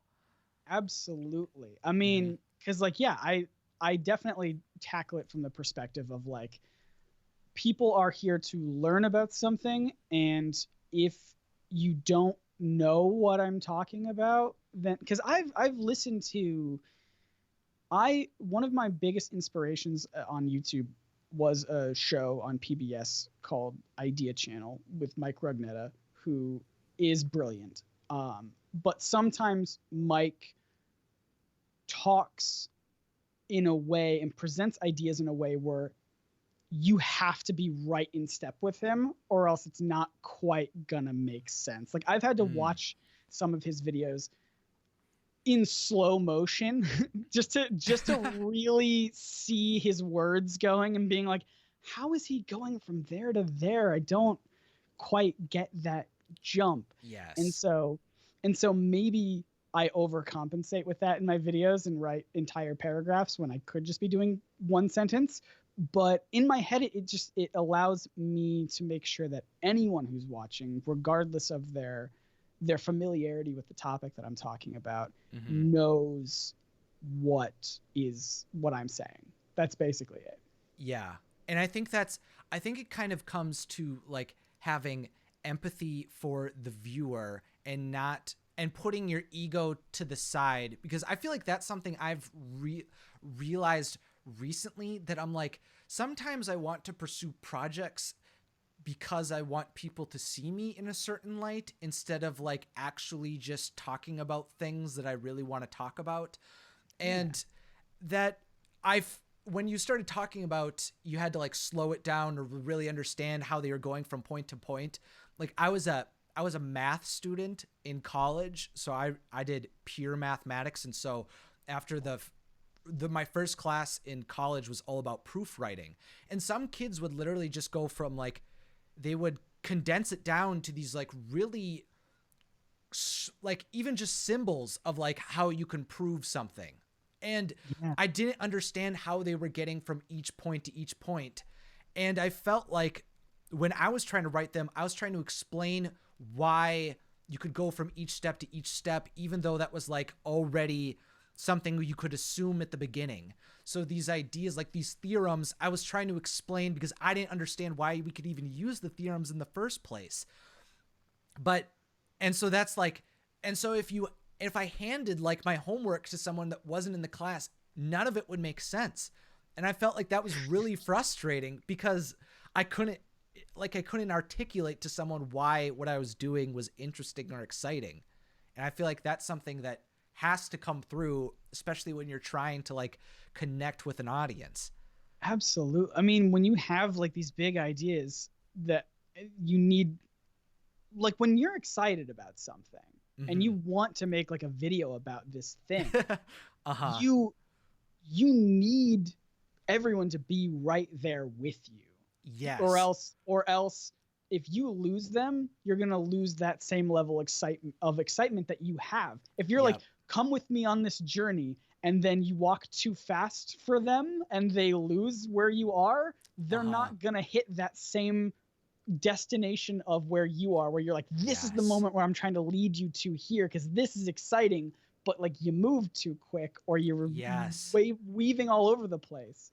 And so like so you probably can't tell from listening to this podcast because I've been speaking all over the place without really connecting thoughts. But when I have a script in front of me, I try really, really hard to make sure that every thought is connected to the last thought. Sometimes I spend entire days just writing the connective tissue between two ideas. Like I'll be like, here's a paragraph that's great. Here's a paragraph that's great. I need to connect them. I can't just go from one to the other. I need to lead people from one to the other. And so like that connective tissue is like so important. So yeah. I feel like, for me, that like the perfect example was, like when I was watching Tangled the series and talking about that on my channel a lot. It was like, there's crazy bits in this show that if you've only seen the movie, you would appreciate. But the way that I have to explain how we learned about this before we can even get into like the big revelation. And I feel the kind of the opposite of what you were talking about of like building the connective tissue, I also felt like in the conclusion of videos, I had to like let go of some of that control so that the video could end quicker. Because I would write these like big conclusions and like, let's reiterate everything again. And like, it would mean a lot to me if you would decide to make the decision to like subscribe today. And like, you can just say subscribe, man. Like, how do people end the videos so quick? I like studied how people finish their videos quicker. Yeah. So, that's wild. I mean, I'm so bad about that because like I will get to these points of videos where I'm like, here is the end of the subject. Here's the end of the topic. But I have to give thanks to Patreon. I have to like recommend it. I have to be like, hey, if you like this, go watch this other video. And like that's one of my least favorite parts of YouTube is like when I'm done with the topic, but I still have to do these like best practices of like, thanks for watching, like and subscribe, watch this other video.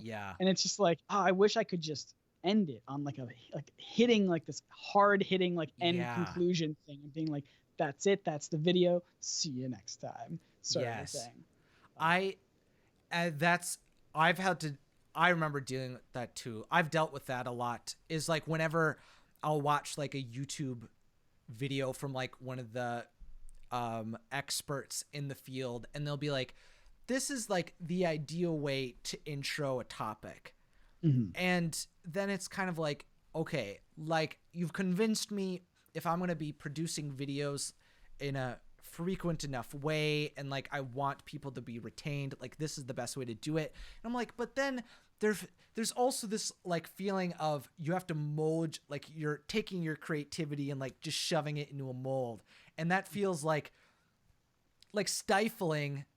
But then eventually, like sometimes you could get used to it, and sometimes you have to like break the rules sometimes because you just can't live that way. Absolutely. I mean, yeah, I think for when I was starting on YouTube, for sure, I was like, here's the things that I like from these creators, and we'll put them together, and I'll just try and make every video feel like it's in the same, like I want to make every video feel like it's a format. And I mean, obviously that worked for me at the time. And then I just, but nowadays I'm very much like, I've got a little bit of a format. I think I've definitely got like I know how to do like a cold open sort of intro thing to the bumper, and then, you know, do all these different, do the actual video, and then have to end it with like the Patreon and stuff. And so like there's still definitely a format in there, but it's one of those things where I'm still kind of letting it evolve and do what the video specifically needs, rather than trying to force a video into the format. I try to let the format be malleable for the video. Because even like my Scooby Doo video, one of my things on Patreon that I do is I like thank the patrons verbally and I say their names. But for that Scooby Doo video, I ended it with like a music, like a song. Or, I ended it with like a Scooby Doo medley of like me singing it with my good friends RKVC, who did the music and the arrangement for it, which is amazing. And I didn't want to talk over it. I didn't want to be like, here's the Patreon names that I'm reading over this thing that we spent a lot of time producing, this song that we spent a lot of time producing. And I didn't want to just do one after the other. I wanted it to really end on the song because it was very good.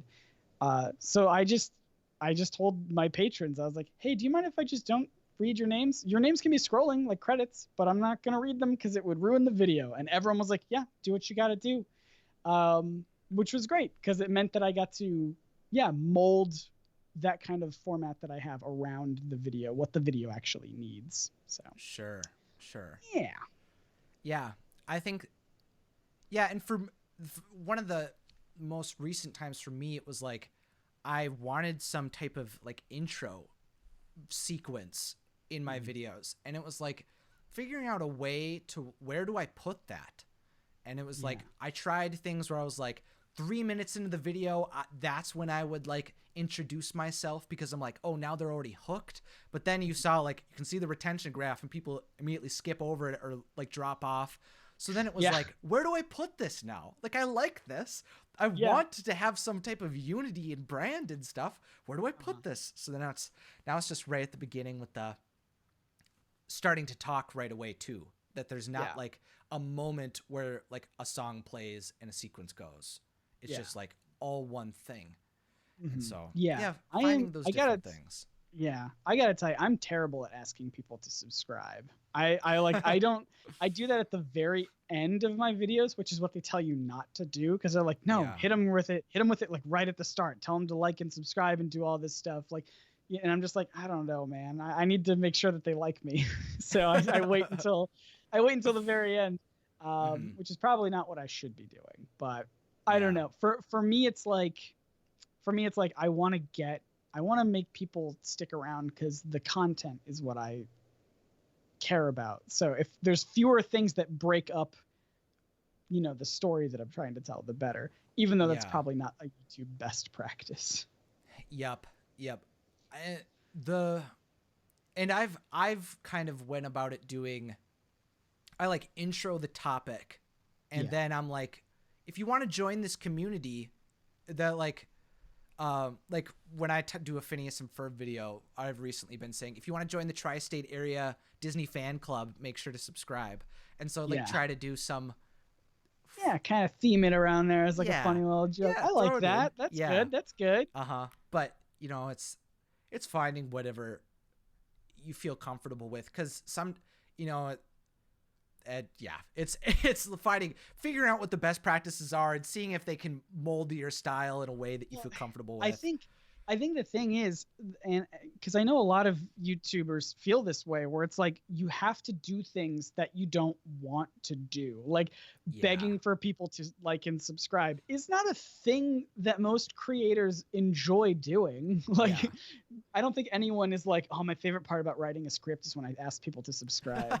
Like, no, like you do your thing, and then you have to do these things in order to like continue making it on the almighty algorithm. And so it's one of those things where it's kind of frustrating in that sense to have to do these things that are like, in a better world I wouldn't have to do this. I wouldn't have to design my thumbnails this way. I could make them more artsy or whatever. But it's like you fight between like, do I want YouTube to keep recommending my stuff because I'm putting so much time and effort into it? Or do I want to like kind of begrudgingly be like, no, I'm going to do this my way. And if it fails, it fails. And that's, I mean, either attitude is whatever. You just got to know what you're getting yourself into. And I feel like a lot of people, myself included, fall into that camp of like, man, I really hate having to do these quote unquote best practices, but like you gotta. And like the thing that I love is writing and researching and editing, and I don't like begging people to like and subscribe. It's not my favorite thing in the world. But it is what it is. And for me, it's like the trying to figure out a way to like pitch Patreon. And that's like the thing is, like, I understand on YouTube, like if people like people, they'll subscribe. But like it's difficult to be like, okay, if you want more videos forever, like please give me money. That would be really great. Please go to this other site because I don't have the join button. That would be great. So it's uncomfortable at times. It is. And like I think certain like wording and phrasing is very very helpful. I mean, it certainly is one of those things where I always tell people like, take care of yourself first, and then if you have the ability and desire to support NerdSync, then then you do you. There's definitely ways of framing it where it's like you are making your intent clear with it, and it's not just like begging or like used car sales tactics of like going about it in a positive kind of way. Sleazy. It is certainly one of those things where I think more and more people are realizing how important that kind of support is. And it doesn't even have to be Patreon. It can be direct donations through that person's website or something. It can be through merch sales. It can be through all sorts of different things. Like that kind of direct financial support, I think people are realizing is vital for a lot of online creators. And because certainly at the start when I was doing like Patreon and things like that, it was really just, I mean, I was maybe making like $50 a month from it. And I think, I mean, which is great, obviously, but it's not enough to live on. And so I think once people realized that without that support, like there is a direct thing that could happen where NerdSync could be no more, I think that's when people are like, oh, I get it. That's what this is for. Because I think especially at the start of Patreon, it was a lot of like, oh, you give people things, you give them rewards and gifts for supporting you, and it's like, no, the gift is that I can continue to make videos. That's what I've been trying to put forward more, because people are pushing it to like I mean, like Philip DeFranco, Super Carlin Brothers, they're treating it more as like it's a subscription box type of like reward system, and that totally gets people excited when they're invested in it. But like if you're not to that point yet, like it's like it's an insurance policy, guys. Like if things suddenly change, like nothing, like it literally could be I need to make one video whenever I just have a weekend Saturday, but like everyone's lives is going to get more complicated. Typically your finances are going to get more complicated. Like it's to ensure that if you want this forever, it really is. Yeah, it really, really is. So thank you to everyone who supports any creator out there. Holy cow, you're amazing and you're doing a wonderful service. Yeah, absolutely. Like you're making sure that it's able to continue to live on. And it's not accessible to everyone, but like it means the world to the people that get to benefit from it. I mean, because even you can think about it in that regard too, where like it's not accessible for everyone to be able to support people financially on Patreon. And so the people that are allowing us to continue to make free content for everybody, for those people who don't have the ability to support creators, which I think is like so freaking cool and so noble and nice and generous that you are allowing other people to continue to have this content that they enjoy, that you enjoy. It's amazing. People are wonderful. Yeah, I hadn't even thought about it like that. Is like it's enabling the people that can't pay for it to see the content continue as well. That's a really cool fact. Yeah.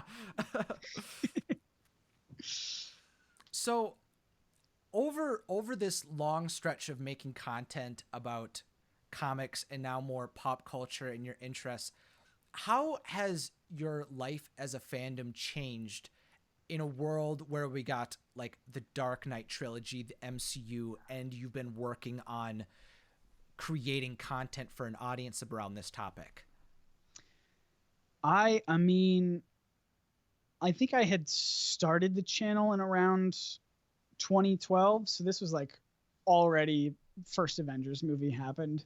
Massive success. People love comic book superhero movies. And I was like, cool, job security. Love that. And so as like the MCU grew, as like DC movies started coming out, as just the comic book industry as a whole started to kind of challenge itself and become, do certain things that kind of pushed the boundaries of what the comic book medium, what people thought it could be. It's been very, very interesting. It's been a fantastic space to discuss and explore, especially because I think these, the MCU movies, I think sometimes can get a bad rap for being like, oh, they're just popcorn movies. They don't have much meaning behind them. And I think there are certainly some movies that have more meaning than others to me personally. But I think there's a lot to work with in the realm of comics and superheroes. And I think part of the goal of like NerdSync was to, number one, show that like you could learn about these interesting topics through something that you are already interested in, like comics and superheroes. But also, number two, to show that stories involving superheroes are not just for like kids. They can have these deep, complex themes that we can explore. So I made a video about Thor in the MCU, which was like seeing his journey from like very vain, kind of egotistical, like, yes, I'm the king, I'm the best at everything, to like feeling so incredibly defeated by the time that Endgame came around, and like following that journey and kind of seeing myself reflected in there of like, oh, this literal god can have like this kind of inferiority kind of complex. And so it's very interesting to explore. And so I think seeing these movies and comics come out and try to push what people think they're capable of has only made it much more interesting for me to discuss on YouTube. Yeah, that makes a lot of sense. As it's continued to grow, you're able to find meaning in these pop culture like events that are continuing to be built up. Yeah, and And I mean, and even as like I grow as a person, like sure. I'm not the same person I was when I started making YouTube videos. So Hmm. being able to watch these characters grow on screen and also to watch myself grow on screen because I've been making videos for so long. Um, and yeah, it's and yeah, I definitely appreciate that they're popular. I think there's like kind of a stereotype of people like not liking the popular thing of like, oh, you're not a real fan unless you know this obscure thing, or like, oh, I hate that they took this thing that I love and made it mainstream. But it's like I love when they take things that I love and make them mainstream because it means more people can enjoy it the way that I enjoy it. Yeah. Aquaman is one of my favorite superheroes ever, and they made a big giant blockbuster movie about him, and is it the best movie ever? No. Do I love that they made a giant blockbuster movie about Aquaman? Yes, I do. It's my favorite thing. And I Hmm. love that more people can enjoy the character of Aquaman. And I love that they're going to continue to make movies with him. So it's yeah, seeing the kind of culture around comics and superhero movies go from like almost there's a good amount of interest around like the early Spider-Man and X-Men films, but then just Yeah. absolutely explode with like the MCU was like, yes, I am a fan of watching this happen. Yep. Yeah, I agree. And that was the same kind of experience that like I had because I was such a huge fan of the Sam Raimi movies. So then when all of a sudden it was like the entire MCU was opening up, I'm like, okay, I'm invested in Spider-Man. So like, let's go. I can't wait to see where all this stuff goes. I'm like, I wish we could see a little bit more like Oscorp and like more Yeah. of like Yes. Yeah. Yeah. these more event films for Spider-Man that like have more ramifications for him. But alas, that's just my fanboy for Sam Raimi. That's the pinnacle of I Spider-Man for me, but whatever. look, there's a big critique with the current MCU Spider-Man films where they are almost too much focused more on Iron Man than Spider-Man. Yeah, Which where's like Uncle Ben? But right, it's okay. which like I get. That being said, as a person who loves Mysterio, I will never not like Far From Home as a movie. Mm-hmm. That's the one that people have so many like critiques about, where it's like, just give us a story about Peter. Stop making all of his villains like people that Iron Man made mad. So Yeah. it's just like, I don't know. I love Mysterio though. I'm not gonna complain. But yes, in terms of like the Sam Raimi movies and just focusing specifically about Peter and his life and his Yeah. struggle, those are so good, and I wish we did have more of that. Yeah. I think that's been my as the years have went on with the MCU, that's been my it's been like the most the coolest part and the thing that I think is holding it back is that it feels more like a 20 episode show that has like the largest budget of all time, Yeah. and because it's all like this anthology movie that has these like culminating events, everything has to connect, but that means that it sometimes can come at the holding back certain characters because it has to be about the world more than the actual individual. But like lots and times it doesn't, like obviously Iron Man stands on its own completely. Like Yeah. Oh, for there's sure. there's moments like that where it totally does. Mm-hmm. But some I enjoy them more because it's just a part of the whole thing. Yeah. Mm-hmm. Absolutely. There's a lot to love. There's a lot to kind of critique here and there for Yep. sure. But I mean, as a whole, I'm just glad that a gigantic part of pop culture right now are superheroes I because agree. I love superheroes. They're so interesting to talk about and watch Mm-hmm. and have very interesting creative discussions about. Yeah, I I think it's I think it's great, and I'm glad that DC's kind of going in their own direction with it. I feel like we're getting into like a new age of superhero and like nerd culture with it. I mean, like Avengers Endgame. When I watched that, my first thought was like this must have been what it was like to see Return of the King in theaters. I'm like Yeah. that that's what it must have been like.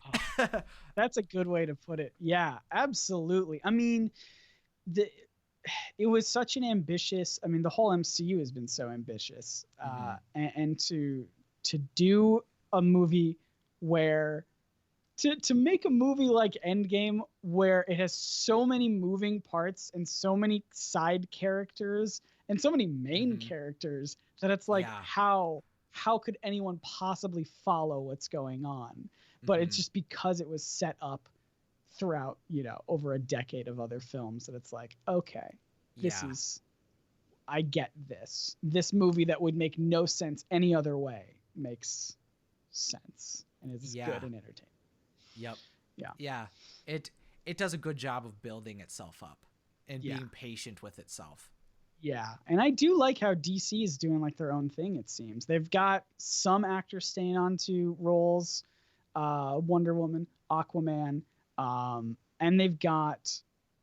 they're doing all sorts of different things, all sorts of different universes and multiverses and multiple different Batmen going on at once. And different tones. I loved the movie Shazam. I think a lot of people don't like it for some reason. I think they were like, they wanted something more serious and gritty, but it's like Shazam is like a kid who could turn into a superhero. Of course it's going to be silly and fun. And so like, I love that they're striking these different tones. Not everything has to be dark and gritty. It can be silly. It can be fun. Yeah. And I like both of that. Even Aquaman has a lot of very silly, fun moments. So I'm liking that direction. I hope that they continue to just. I don't even care. I don't need everything to be as connected as the MCU. I like that DC is like, we're not even going to try that anymore. We're just going to make movies about our characters, and we're just going to say they're all in like this big giant multiverse that maybe or maybe aren't connected. Who knows? And just let it go. Just make a good movie without having to worry about continuity so much. Yeah. I think like the success of the Joker was just, it just validated everything that is like, just make a good movie. Just make a good movie. Just make a movie. Don't care about continuity, and just do something fun and good. And I mean, well, I guess we're saying this in the days before they released the Snyder Cut. So who knows? Maybe that was secretly going to be good the whole time. I don't think so. But I wouldn't either. I wouldn't put money on the fact. I don't think it would have made vastly more money if the Snyder Cut would have been originally released. Yeah. Especially with the performance of the previous Snyder movies that DC was producing, but whatever. We'll see what happens. Exactly. But in this age of superheroes, and you're exploring your channel, doing these larger projects and having the security to do it, where do you see your channel going in the future? Or what do you personally want to accomplish in the future? I'm going to assume that the future will have the world go back to somewhat normal. Okay. And then positive assumption. Good job. Yes. And so what I would love to do, so a giant stretch goal of mine is to kind of give live talks, I guess, about these kinds of subjects. Something I've always wanted to do is not necessarily like a TED Talk sort of thing, although that would be cool to hold like a whole conference about pop culture essays. That would be fun. I would love to do that. But I kind of want to take kind of like Nerd Sync on the road a little bit and take a format of a Nerd Sync video. It can be a long one. That makes sense to do a long one live. And with music, with cool special effects on stage and whatever, just do like a whole video production, but live in front of an audience where we talk about these interesting things. We talk about pop culture and superheroes and dive into them in interesting, essay kind of ways, but also have this music in the background with like a live band maybe who's like underscoring things that I'm saying, and there's like maybe bits like with my Scooby Doo video where there's like bits where like I'm being chased by a ghost simultaneously, so it's kind of fun and silly. So it's like a performance, but it's an educational performance, you know? And so it's hard for me to vocalize what that even looks like. But in my head, it's very much just like a very musical, very theatrical. It's like a theatrical TED Talk, I guess, you know? Like there's music, there's special effects, there's costuming, there's bits where I just stand and talk at the crowd about this interesting idea, and maybe there's some acting involved, but it's all in service of making people think about things and pop culture and getting them to think in an interesting way that is both engaging and hopefully fascinating to hear. I don't know if that makes sense. I don't know if that translates well into a vision, but that is something that I've been thinking about doing for a long time somehow. I think it sounds pretty compelling because like just the idea of like I could start to see the layers of that what you were talking about, like the Scooby Doo video, especially with so like continuity of story that was going on in your video as you were explaining the idea. Like I feel like that was what I was picturing when you were talking about that and the idea of the ghost and everything. And I feel like since we have examples of people doing that with science demonstrations, and there's comedy like tours, people that do like puppetry live, and I feel like there's something interesting of like exploring pop culture in a way like that. I mean, I'm inspired by a lot of people who just are storytellers, who are they just go around and do tours of just telling stories. And I'm like, that's what I want to do. I want to be kind of a storyteller, but my ideas are presented with where a lot of information and but in also a way that's kind of fun and silly, but also kind of serious and like really hits hard at the end. You know, I basically, it's just me wanting to try and create one of my videos, but in a live setting with an audience. And I don't even know how I would begin to pursue that sort of thing.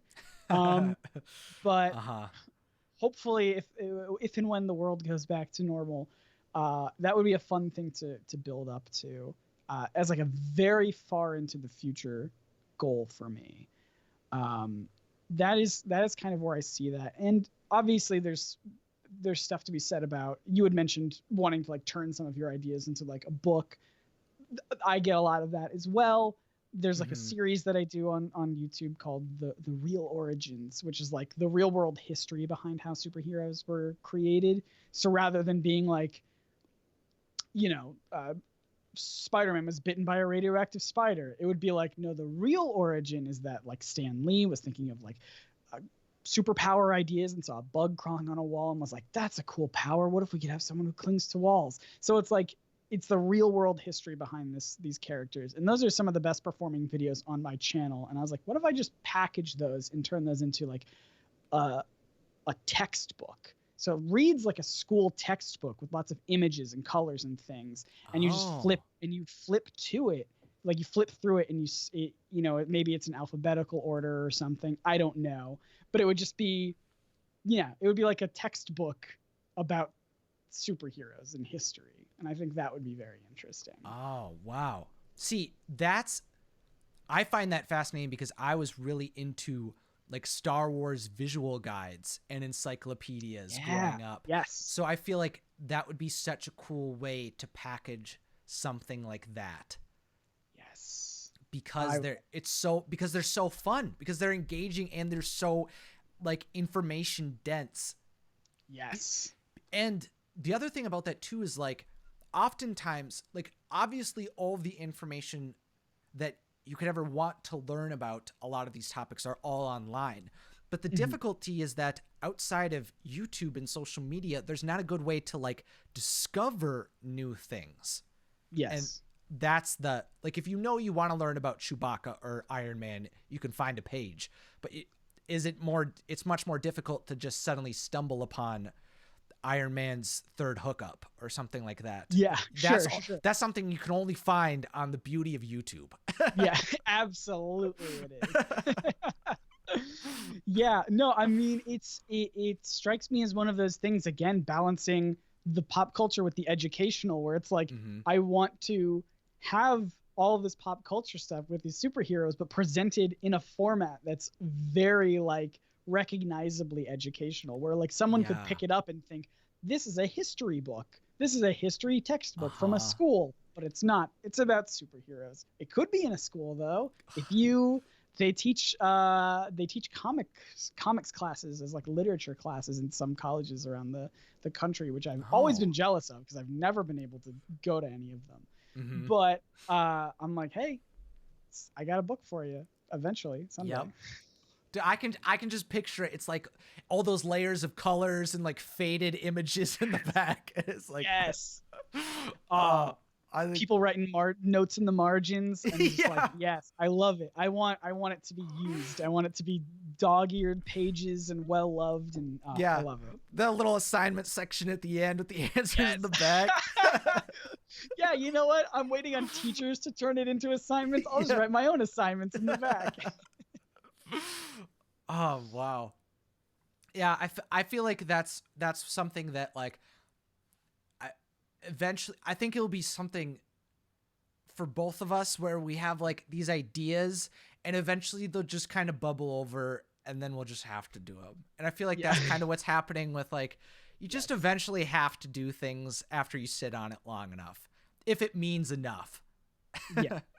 If it means enough to you and you have the ability to even do it. Yeah. You know, with everything that's going on in the world, it's understandable if you can't get to a thing that you want to do because there's lots of other stuff going on. Yeah. But if you have the time, if you've got that deep down desire, it's gonna happen. You're gonna have to. It's like you said, it's gonna bubble up. It's gonna be like, I can't not do this thing. Yep. Yeah.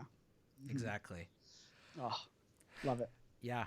It makes me feel optimistic talking about stuff like this. It's like it does. I'm like motivated to look through all the things I've written right now. I've got a good amount of chapters written. I'm like, okay, how far along am I? How can I finish this within the month? So finally, Scott, I want you to tell the listeners what you feel is the number one piece of advice that would help them follow their dreams, whatever that may look like for them. I love this question because it's something that I've thought about a lot, and it's something that has stuck with me a lot. You know, I think there's a big classic piece of advice where people say, follow your passion. And I think that's a fantastic piece of advice for people who know what their passion is. When I was in college, I didn't know what my passion was. I thought it was going to be filmmaking, and then a documentary swiftly pulled that out from under me. And so I was just kind of stuck in this limbo of like, well, what do I even want to do then? I want to follow my passion, but I don't know what my passion is. And what I have found that helped me, if you don't know what you want to do, if you don't have this thing that's burning inside of you to go and pursue that, then follow instead your curiosity, I think. Because that to me is how I stumbled upon doing what I'm doing now. I was like, well, I could sit in class and learn about all this stuff, but I feel like I already know all this stuff. So what if I just tried making YouTube videos? I've never tried making YouTube videos before, but I watch a lot of it and I'm curious about how that world works. And so I followed that curiosity and I just kept at it, and it became my passion. It became the thing that I look forward to the most. this thing that I had no idea even existed. I didn't know I could do this as a job. I didn't know I could talk about Scooby Doo and Bob Ross and all this stuff and have people care about what I have to say. But I followed the little voice in my head that's like, I don't know, try it, see what happens, you know? And it very rapidly became the thing where I was like, no, this is what I want to do forever. And I think if you were like me and you're sitting there being like, I want to follow my passion, I want to do that, I just don't know what that is yet, then just think about the things that are interesting to you and think about all of these things that you are just curious about. Can I make a job out of doing this sort of thing? Maybe. I don't know. Let's just try and get better at this thing every day that I really like. And so having these, like, asking questions and finding interest in these things and really just pushing yourself to learn and grow and follow your curiosity. That's what I would say. Yeah, I like that little bit of a tweak to it. The typical follow your passion things, because I feel like oftentimes it's kind of especially if you do something long enough too, that can sometimes feel like put on a rails, even though like you put yourself on the rails. And sometimes you just have to, or some other person put you on the rails or kind of molded what you thought you should be doing. And I like the idea that you just need to like be willing to go off a path, because you might be willing to see a new opportunity. Explore what feels interesting to you. And I do feel like because it can be a little nerve-wracking if someone's like, you know, if you hear the phrase like over and over again of like, you know, well, just follow your passion. For a person who doesn't know what that is, that can almost be disheartening to be like, I want to do that, but like, what is my passion? I don't know.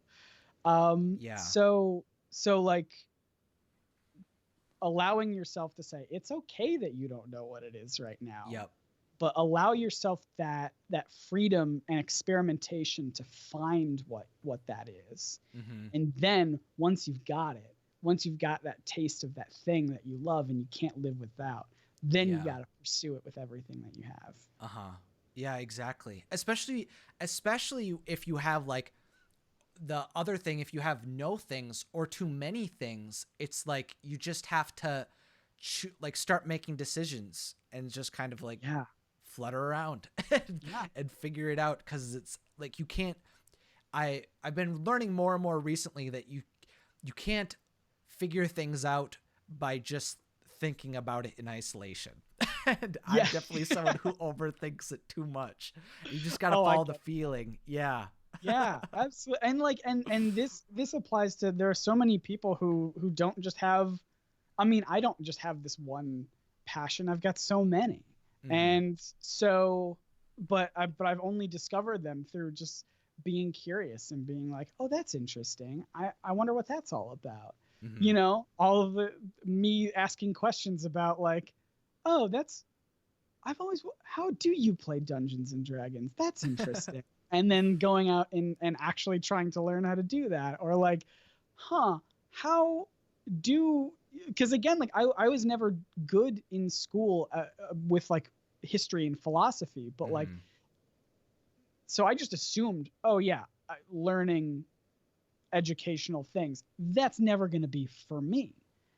And then as I started asking questions about the things that I like, about the media that I enjoy, and I started like following this like tunnel down to these like depths of like, ooh, these are interesting ideas. Oops, surprise, I'm educating myself. Whoops, didn't mean for that to happen.